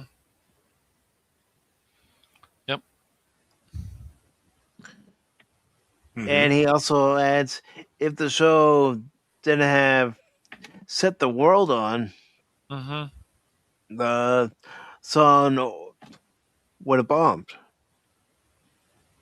Yeah. Well, he's got a point there too. Taking a popular song to be essentially your theme song for a show to get people who are into that particular artist to watch the show because that song's being used. Yeah. I don't want it. Yeah, the music's great in Fallout, though. It's great. And it was used in the game, so yeah. Exactly. And True Rock says, I've noticed characters talk more in shows when there is a lack of music. See, or they have that stupid one tone thing going on in the background. Oh, hello. Like an SUV and all that. Law and Order. Yeah, I mean, there's nothing wrong with having serious moments and you have music that goes along with it. That's right. Yeah. I mean, that sound fits with the courtroom drama stuff. So yeah, but it's so boring. Dun dun. Yeah. But we do have our final story, and it's about Nintendo, and of course, what Nintendo does, everyone else will probably follow suit in doing too. At least you can hope. At least you can hope with this one. It makes sense, I have to say, but.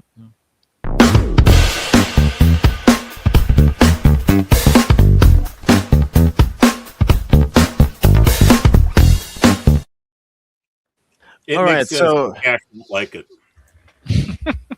Cash is like Mikey. He doesn't like anything. I do like things. And unless you give Cash a bowl of life cereal that he likes it. He likes it. Right. In Transylvania, we had on-life cereal. All right, so this comes from Nicole Stewart of Bounding in the Comics. It was posted on Thursday, and it says Nintendo will charge different prices for digital and physical games, starting with Yoshi. I mean, we've even talked about how we shouldn't have to pay $70 for a game that we get digitally when we're not getting, the physical copy that they have to put in the case, that they have to have, shelf space for the store to keep it in the store, any copies that they have. It's ridiculous. A game that doesn't have a physical case and a physical disc shouldn't cost you $70.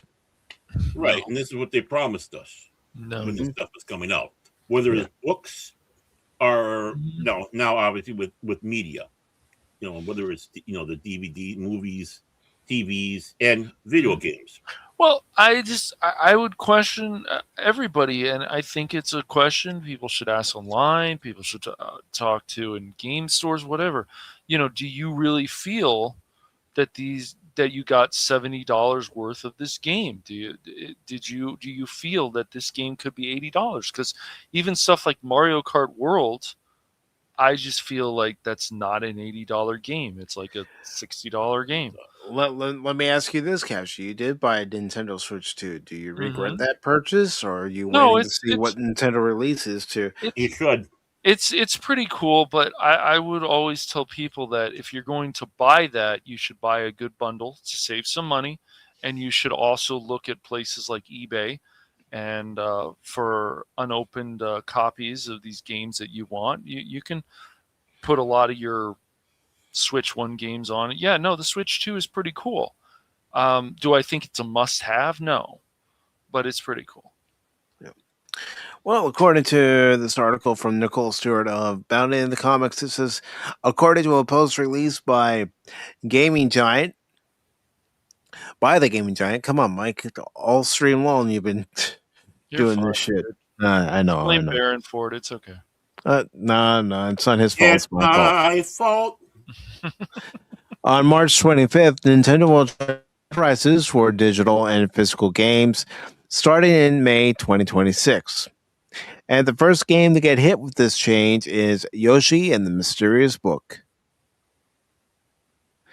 Goes on I to like say, to call it Baron Brain. You got a case of Baron Brain. oh, great.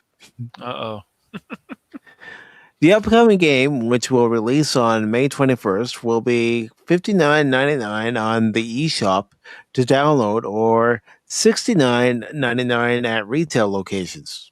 I can already tell you, even though I'd like to have a physical copy of a movie or a game, I'd rather pay $59.99 than pay $70. Yeah. Just save that $10 Mm-hmm. or try to find it cheaper someplace else. Yes. Like mugging Cash Money as he comes out of the store with it in his hand going, look what I got, look what I got. Oh! Yeah, sure. It says this will only be a change to first-party games. Yes, but again, like I said, if Nintendo does it, then everyone else will follow suit. It says, for those who like the convenience of downloading the game rather than collecting the physical copy, this can be a great thing as you are saving $10, as most games were recommended at $69.99, no matter what format you purchased them in. However, this is a blow to those who prefer physical media because many Switch 2 games no longer have cartridges, just game key cards that allow the user to download the title but do not contain the full game data. Yep. Now, some people are arguing that's fine with them and stuff, but these are also can be Super Nintendo fanboys, so take it for what it is. But I don't really want key cards, Mike. I don't know about you, but I'd not for. Just rather get the. I'd rather there be a physical disc in there, or in this case, a physical cartridge in there. Yes.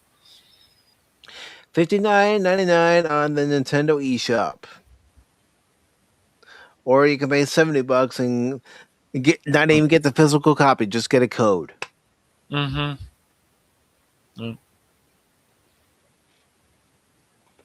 wait for my game to corrupt just by downloading it, because it happens. According to the Post, Nintendo games offer the same experience whether in package or digital format.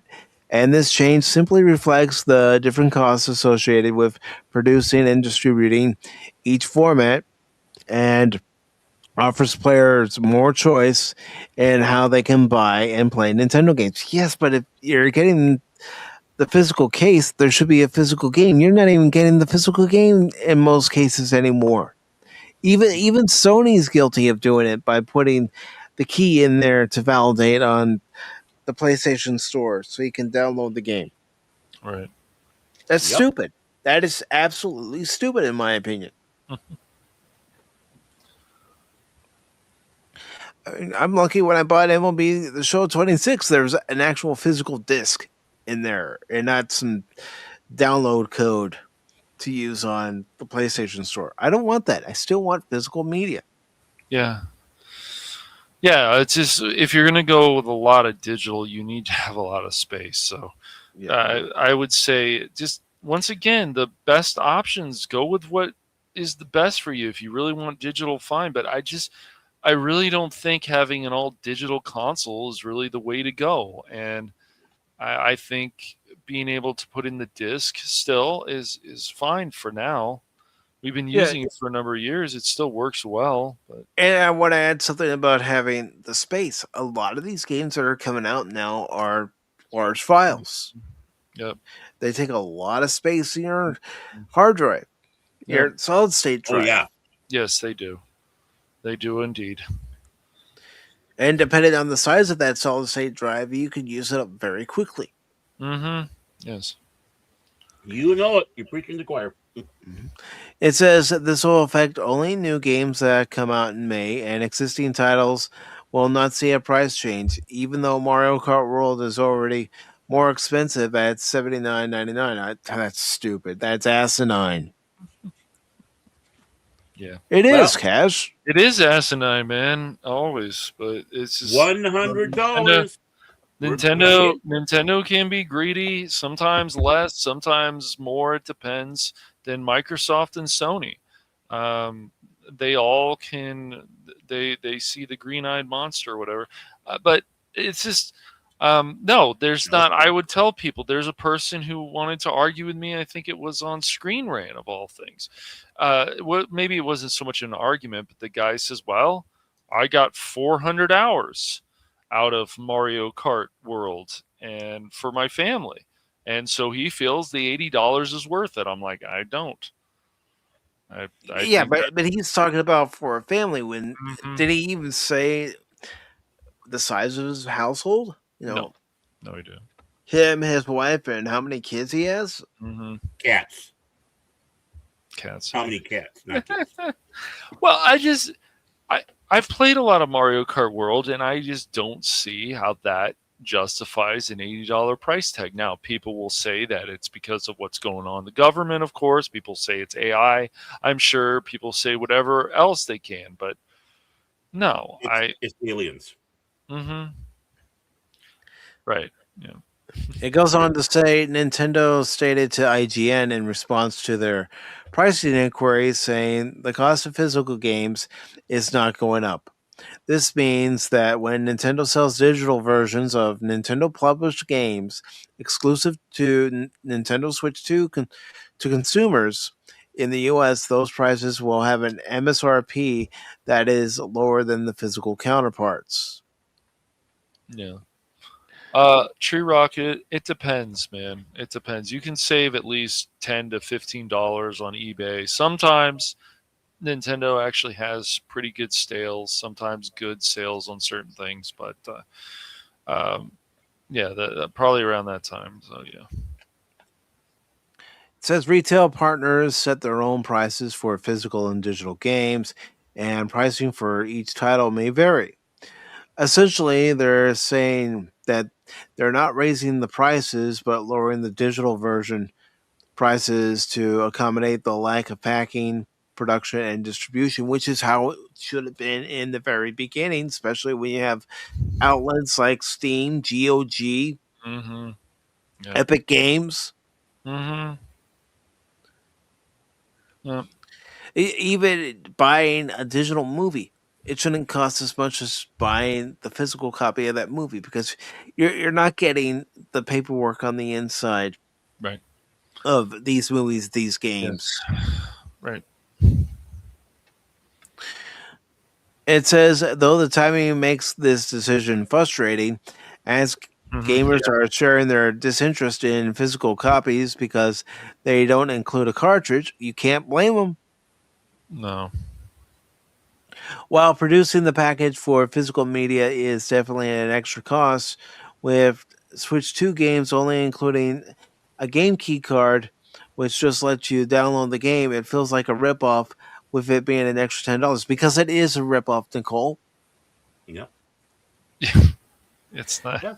Why are you paying $70, $80 for a piece of paper and plastic that contains that piece of paper? That is stupid. Yeah. What he said. I wouldn't do it. I wouldn't. And I think it's stupid, but I'm sticking to my guns when I say that I believe that there are going to be other companies, third-party companies, that are going to follow Nintendo's lead and say, okay, we're going to charge $70, $80, $100 for Grand Theft Auto physically, and you'll get this code. You'll get this fancy-dancy code that you can frame if you wish, and we'll charge a different price for the digital copy, whatever that might be. Yeah, if you're buying a digital copy, they give you the code. Here's how to download it. Fine. If you buy a physical, which, like Mike pointed out just now, no, you should get a fucking disc or a cartridge or whatever, at least in the fucking case. Well, you know what happens though. You get the like the Kurtzman track fans. They'll be going there. They'll go to the store, pick up the case, open it up, and it's like, "What's this disc in here?" and fling it across the yard, going, "Where's the code? Where's the code?" Gosh. Well, there's more truth to that than you care to imagine. I know, unfortunately, but I mean, I don't. Yeah. Well, it's just it's the people that are always blinded by this stuff, and it's like, look, the fact that like saving money has become a lost art, which is terrible, should be taught in the high school still, and even before that. That how important it is to save money. For them, all the excuses that have come about this. Sony doesn't have these games because of the Koofadoof. Sony doesn't have this because of that. Sony doesn't have that. Same with Microsoft. Oh, we need to raise prices. But even stuff like Ultimate Game Pass, I can't justify that every month that is $30. I just can't. They have some cool stuff on there, but I can't justify that. And thank goodness for stuff like Loaded and other stuff where you can save some money. Because even what happened like the PlayStation Plus or Game Pass or whatever, it's not, I don't think it's worth the year. I really don't. I think something more of the Nintendo with the expansion for the 50 is pretty good, especially they added GameCube games. I think that's a pretty good price for the year. If you just want to do the monthly, it's $20. They haven't changed it yet. I hope they don't. But yeah, they want these prices to go up, and sure, I get it, inflation and all this other stuff, fine. But what about all the excuses that these companies made? And because these other people were like, oh, well, they've done so great for so many years. Well, that's great, but what are they doing now? Even if you buy Nintendo or PC, I mean, we still see problems with PC stuff. Other people I don't have those issues. Well, good for you. But all these other people do. So that's not good. But I would always tell people when it comes to anything new of Nintendo, make the decision. If you want to hold off, hold off. If you want to buy like maybe a handheld that's more powerful, go with that. Buy the Steam Deck. Buy the Lenovo Go. Something else. But go with that if you don't want that. If you want those first party games of Nintendo, go for that too. But try to save money always. So yeah. And Photo over on Blaze says humans are dumb.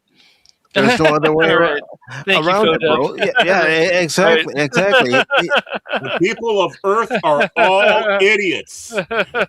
Photo, you get it, man. You get it. Yeah. And he says it is stupid. The value is wasteful. That's right. Exactly. That's the whole thing, man. It's wasteful spending is what they're trying to get people to do. Yep. I mean, you could go back and play the Dark Forces remaster, all this stuff that you can get cheaper, all these retro games, all this stuff. Oh, look at how this game looks. It doesn't matter. Are you getting a lot of fun out of it? Well, then the game has done its job. Yeah. But again, I don't agree with this change with Nintendo, especially when they're not giving you the physical cartridge. No, I'm not paying for your plastic case, Nintendo. Right. What am I going to do with an empty plastic case? Right. Yeah, that's why I'm glad eBay and stuff is around, because like even if you get some of this stuff as a gift or whatever, and yeah, I will agree with people like Sindel and some other people I've talked to. Yes, you get a completed product, fine, but is it worth the $70? Is it worth the $80? Oh well, I got 400 hours, whatever.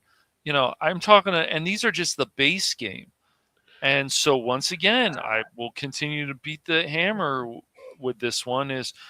When you start accepting $70 games and you're like, oh, things can get worse really quickly. But again, get back to that guy that said that his family put 400 hours into the Mario Kart game. He did, yeah.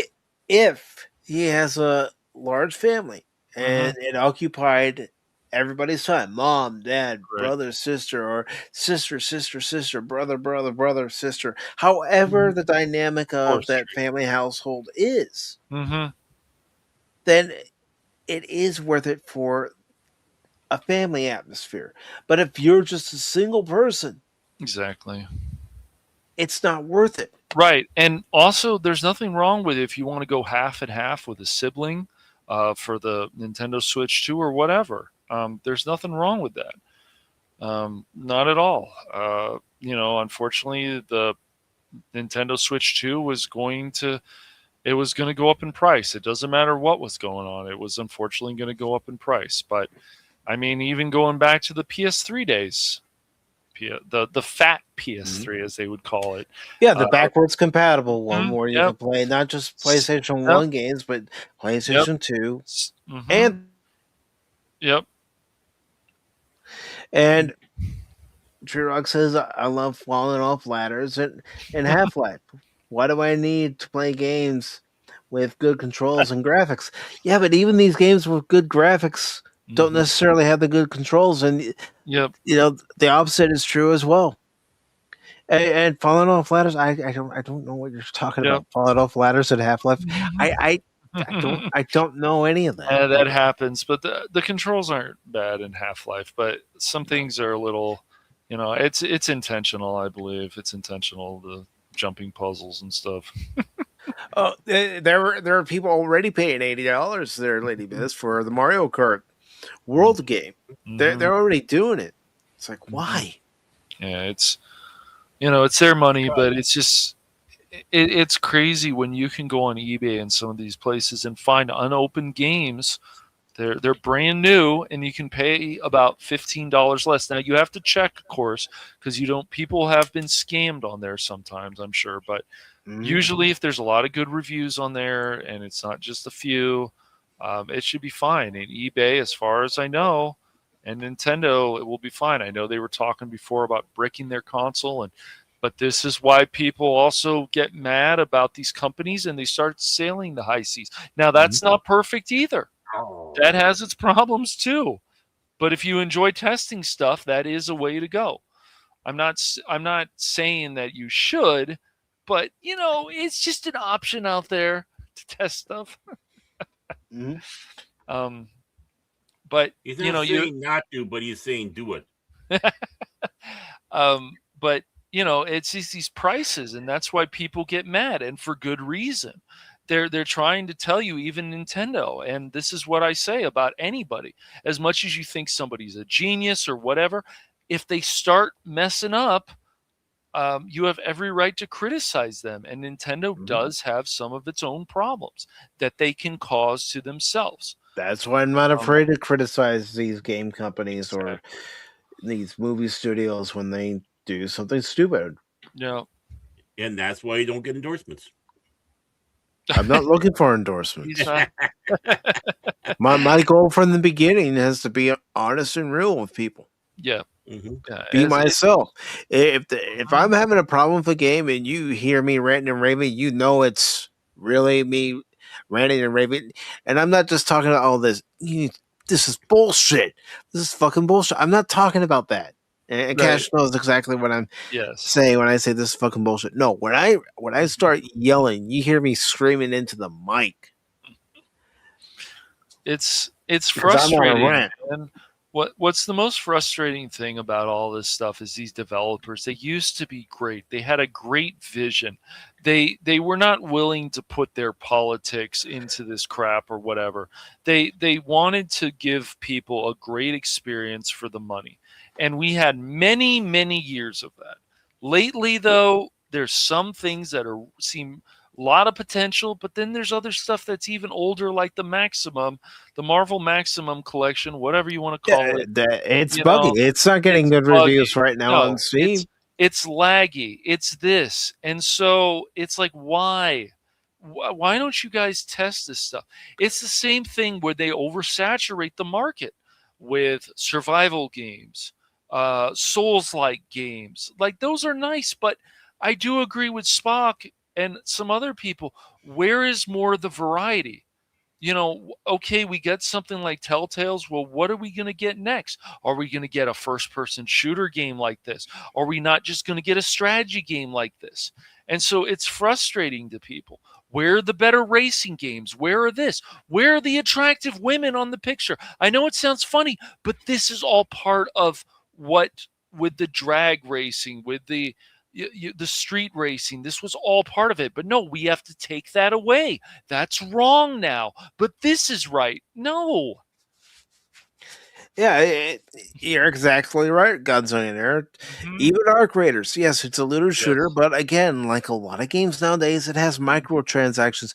Hey, you want this costume? You can either try to grind for it, or you can fork over real money and get the costume. Marvel Rivals does it too. A lot of games currently are doing it. They do. And even the people that claim that they're so for not censorship, there's even little things in Marvel Rivals, of all things, little stuff with Angelica. Why? Because that's what Marvel did before. So what, Angelica had to be a character, and now they're saying they want to go away from a lot of the other iconic characters or whatever. I mean, they've got a pretty good list in Marvel Rivals. But once again, could Marvel Rivals be more? And you get people out there who's like, no, it doesn't need a campaign. No, it doesn't. Then why, when you see the intro, it's building up to a campaign? Why? It's just a tease. It seems to be always a tease. Here's the carrot on the string. Oh, almost got it. Almost got it. And Godzilla, I don't know if you heard my comment during Friday stream of Arc Raiders, but when I finally changed the costume because I could actually change it, I laughed when you said, finally a big boy skin. I just, it's so amazing to me. I mean, all this stuff that either sometimes comes back, goes away forever. Even somebody out there, I believe they could bring Star Wars 1313 back. Somebody out there could. A team of people, whatever, could bring that back. Of course they could, but do they want to? Do they want to put the time and effort to go into that game and say, okay, this is what we need to do to make it ready for modern computers, modern consoles, you name it. Yes. It's so crazy. I mean, the reason Zelda and stuff is still popular because once again, Nintendo is still building more. We've gone from the 2D to the 3D, the cell shading. It looks really nice. And then they have other games. They've got like a Dynasty Warrior game, but it works because of the way the mechanics are. But should that be a $70 game? That's for $100. $100, right? The base game $100. So yeah. And to answer Gazillionaire's question, I know for a time they had a Miles Morales costume, not yet. But as far as the character, he's not in there yet. No. But once again, these hero shooters and stuff, and it's like, look, I understand how people like Crit and other people feel about it, but it's like, why did they take this out before? They should have never took it out. Oh, it's back now. We're fixing things, guys. Go fine. We can fix all this stuff, but look at what's happened with Call of Duty lately. Look at how people feel about it on Steam. Look at how people feel about it on the console version. Look at how much microtransactions it was. Look at the fact that it's gotten so crazy with the campaigns that it's not even really about that whole military scene anymore. It's gone nuts. And so, but this is a $70 game. This is a $70 game. Hey, you want to pay those prices? Great. But you know what? It's someone else's money. If that's what they want to do with their money, if they want to spend $70, $80, $90, $100 on the game. That's right. Fine, do it. It's your money. I'm not going to stop you.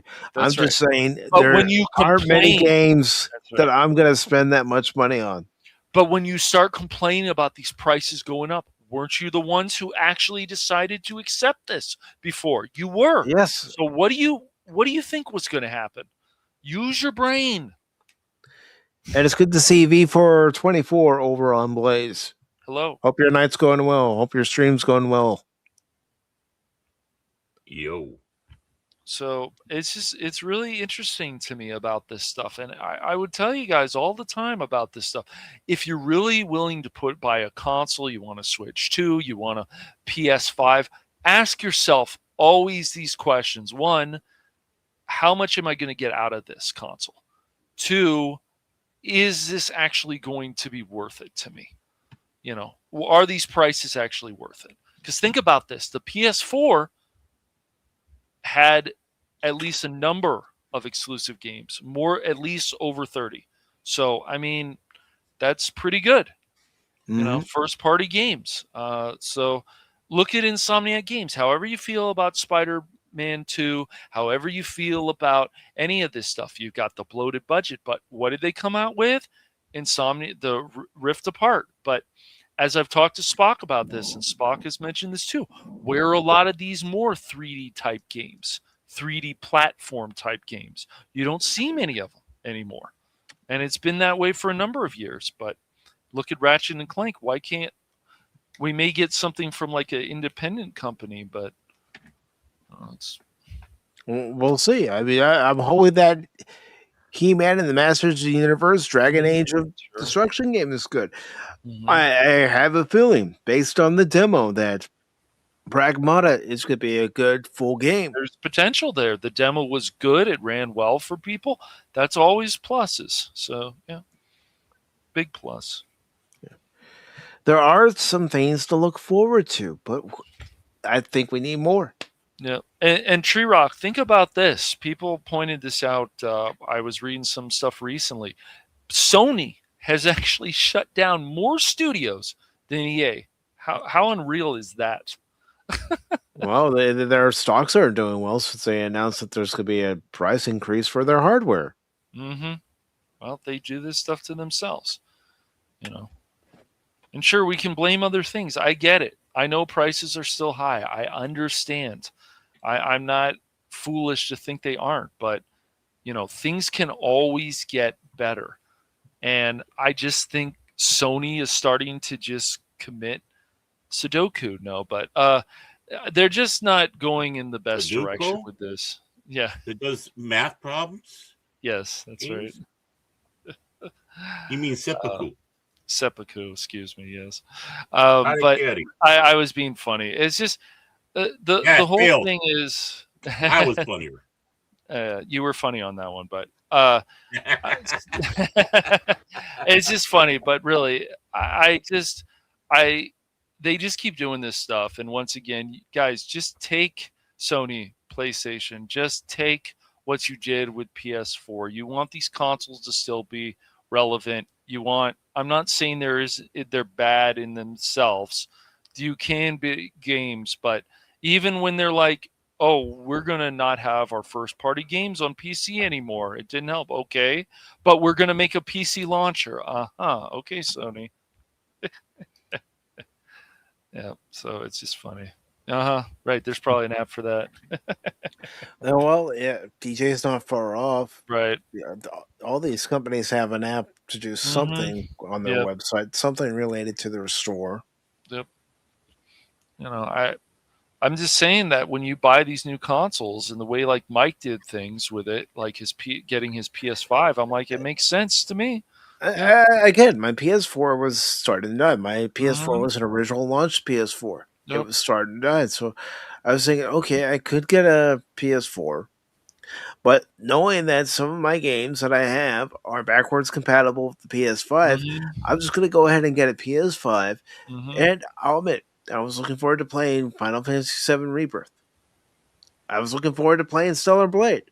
I even like playing Rise of the Ronin. Yeah. But those are just a few games. Right. I haven't even touched the quote-unquote library that PS5 has because there's not really a game out there that's making me say, I want to play that. I play more games on my PC than I do on console anymore. Yeah. Yeah. Well, remember, Tree Rock, that is still just an option. People can turn that off if they want to. I know people want to say, I don't want this option. It's AI slop, whatever. But it's still just an option. So I don't think they're going to force that on anyone. That would be silly. That should just be an option. And I can understand the Final Fantasy Yeah. 7 games being a letdown with remakes, but I'd never played the original Final Fantasy 7 on PlayStation. I think there's certain things that are cool about those Godzillionaire, but yes, they have changed stuff from the original, and there are some things that they added that, I'm not the biggest fan of, and plus I have to mod those games too. I never feel like I had to. Well, I mean, they did make mods to make the original even more graphically awesome, but still, which is cool. Awesomely? Wow. Awesome, yeah. Yeah. He was impressed for once. Yeah. But, gentlemen, since we have talked about all the articles that were lined up for today, let's say we start wrapping up. Sure. Okay. So, Baron, who are you? Where are you? And why are you there? Here Sunday and Wednesdays. Obviously, you can tell I'm here on Sunday, but also Wednesday as well. Hopefully, be doing something with Pops here soon. Need to get in contact with him. Other than that, I'm hiding under a rock. Mm-hmm. Well, I hear you like hiding under a rock. Yeah, the same rock I got for Halloween. I got a rock. Yeah, and that's the thing. That Cash, he did gift me the, release version of the original game, and I will play it. I just don't know when. It's all right, dude. Don't worry about it. Just don't pull a Paul, and you'll be fine. Yeah, you heard it, Paul. Where are you? Hiding somewhere. And Cash. Oh, I'm kidding. Yeah. Yeah. So who are you? Why are you? And how come you're there? Really? How come you're there? I don't know. Why am I there? I don't know. I was hanging out with Vash, but I was hanging out with Vash at the in the desert. No. Just still working on thumbnails, getting some more videos ready and stuff. Just like a lot of the stuff I said yesterday. So on the Phantom Hooligans and stuff, and messing around more with Blaze, and I added it, of course, to the Rumble Studio. So we'll see how that all goes. All right, cool. Mm-hmm. And that's right. You can catch Cash and Baron over on Blaze. Let me get their links real quick. This way. Yeah, I haven't done anything than just sign up, but I've got to figure this out. Looks interesting. Dude, and if Glenn Beck shows up, calm down, dude. Calm down, dude. He's got Glenn Beck derangement syndrome. Yes, he does. Because we're gonna tune into one of Baron's streams one of these days, and he's gonna be on camera, and he's gonna have the crocodile tears about something. And I'm not kidding. I am not kidding on that. We're over here on Blaze, and that Glenn Beck guy, he's crying again. He's fucking bitch. Okay, so there's Baron's, and I'm getting Cash's link. Yeah. So here's Cash's link for YouTube, Cash's link for Blaze, for the Rumble folks, and of course Cash's link for whatever. Not whatever. The reason why I thought I would try it is because somebody I've streamed with before, someone I consider a good friend, was streaming on Blaze. That's Fat Steven. I thought, you know what? This is another option. You've got to have backups after everything that's happened. You just don't know. And we've seen, once again, with some of the people that we know, including people like Apion, it's... what happened to his channel? How it got ridiculous. That whole thing is ridiculous. But remember, Fats does do practical jokes too sometimes. Just thought I'd throw that out there. He's a good guy. You just got to get to know him. Actually, yeah, he's a really good guy. Honestly, he is. He would hate hearing me say that because he doesn't like it when people talk about him like that. He's mentioned it many times on his stream. I'm not spreading anything. But be nice to me. Yeah. But no, he is a good guy. And again, you just got to get to know him.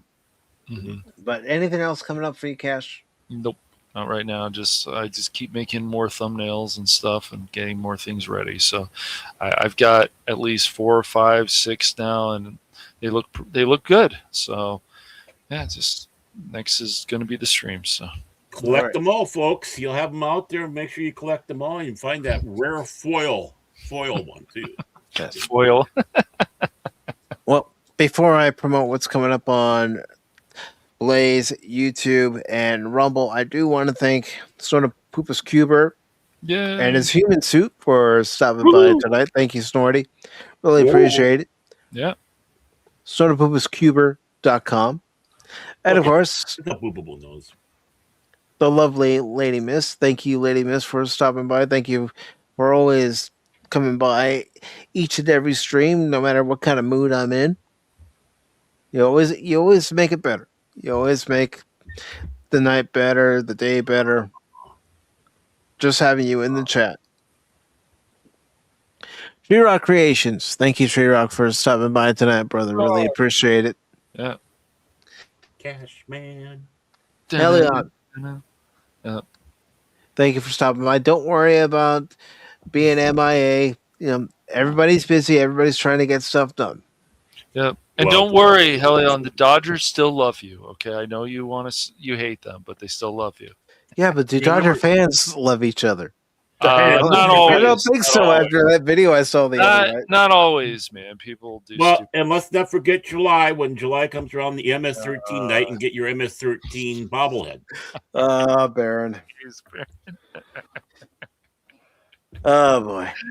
And Jet Sparks, I'm appreciative that you were able to come by for tonight's stream, especially with us starting off with Legend of the White Dragon finally getting its release date.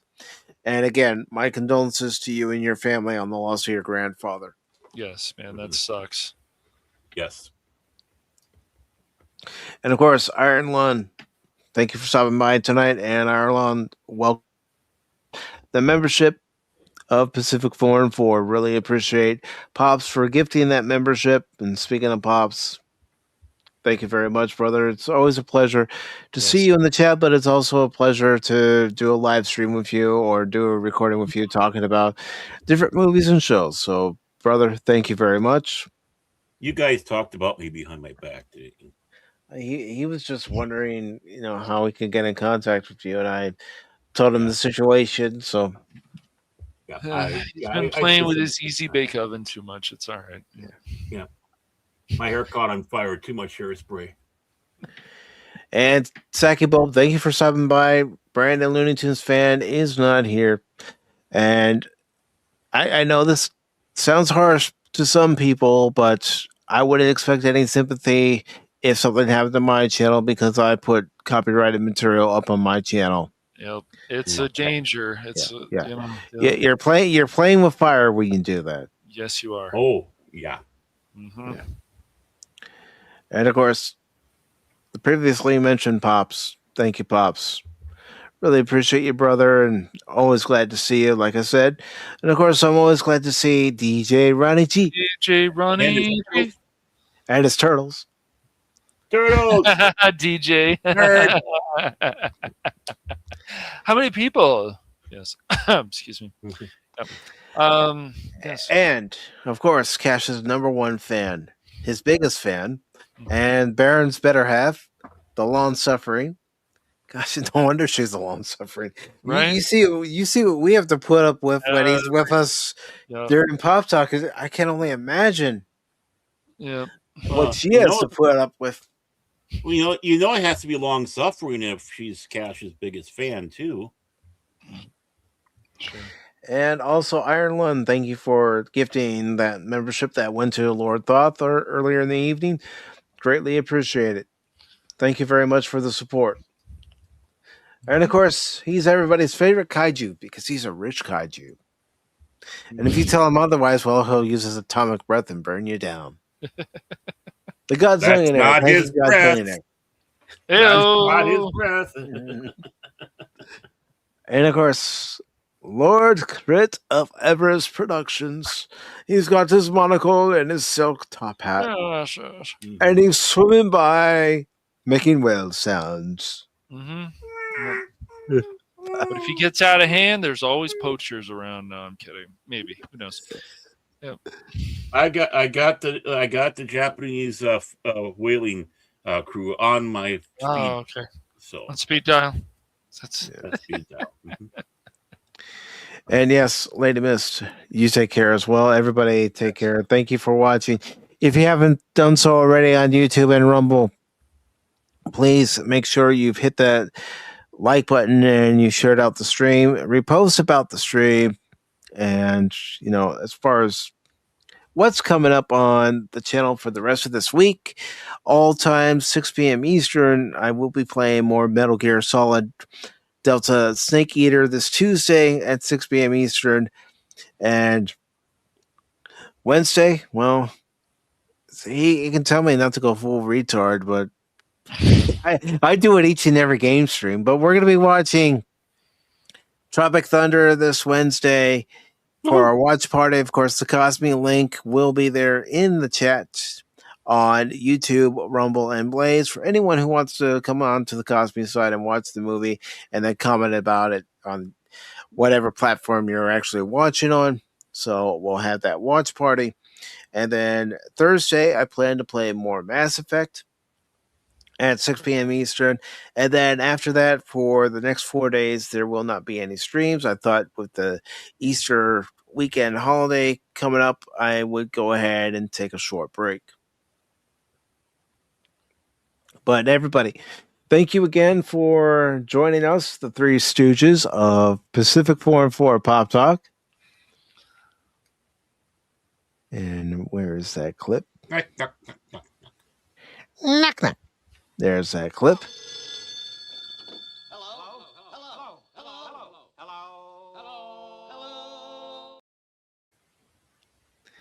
And for anyone who needs to know, I'm Mo.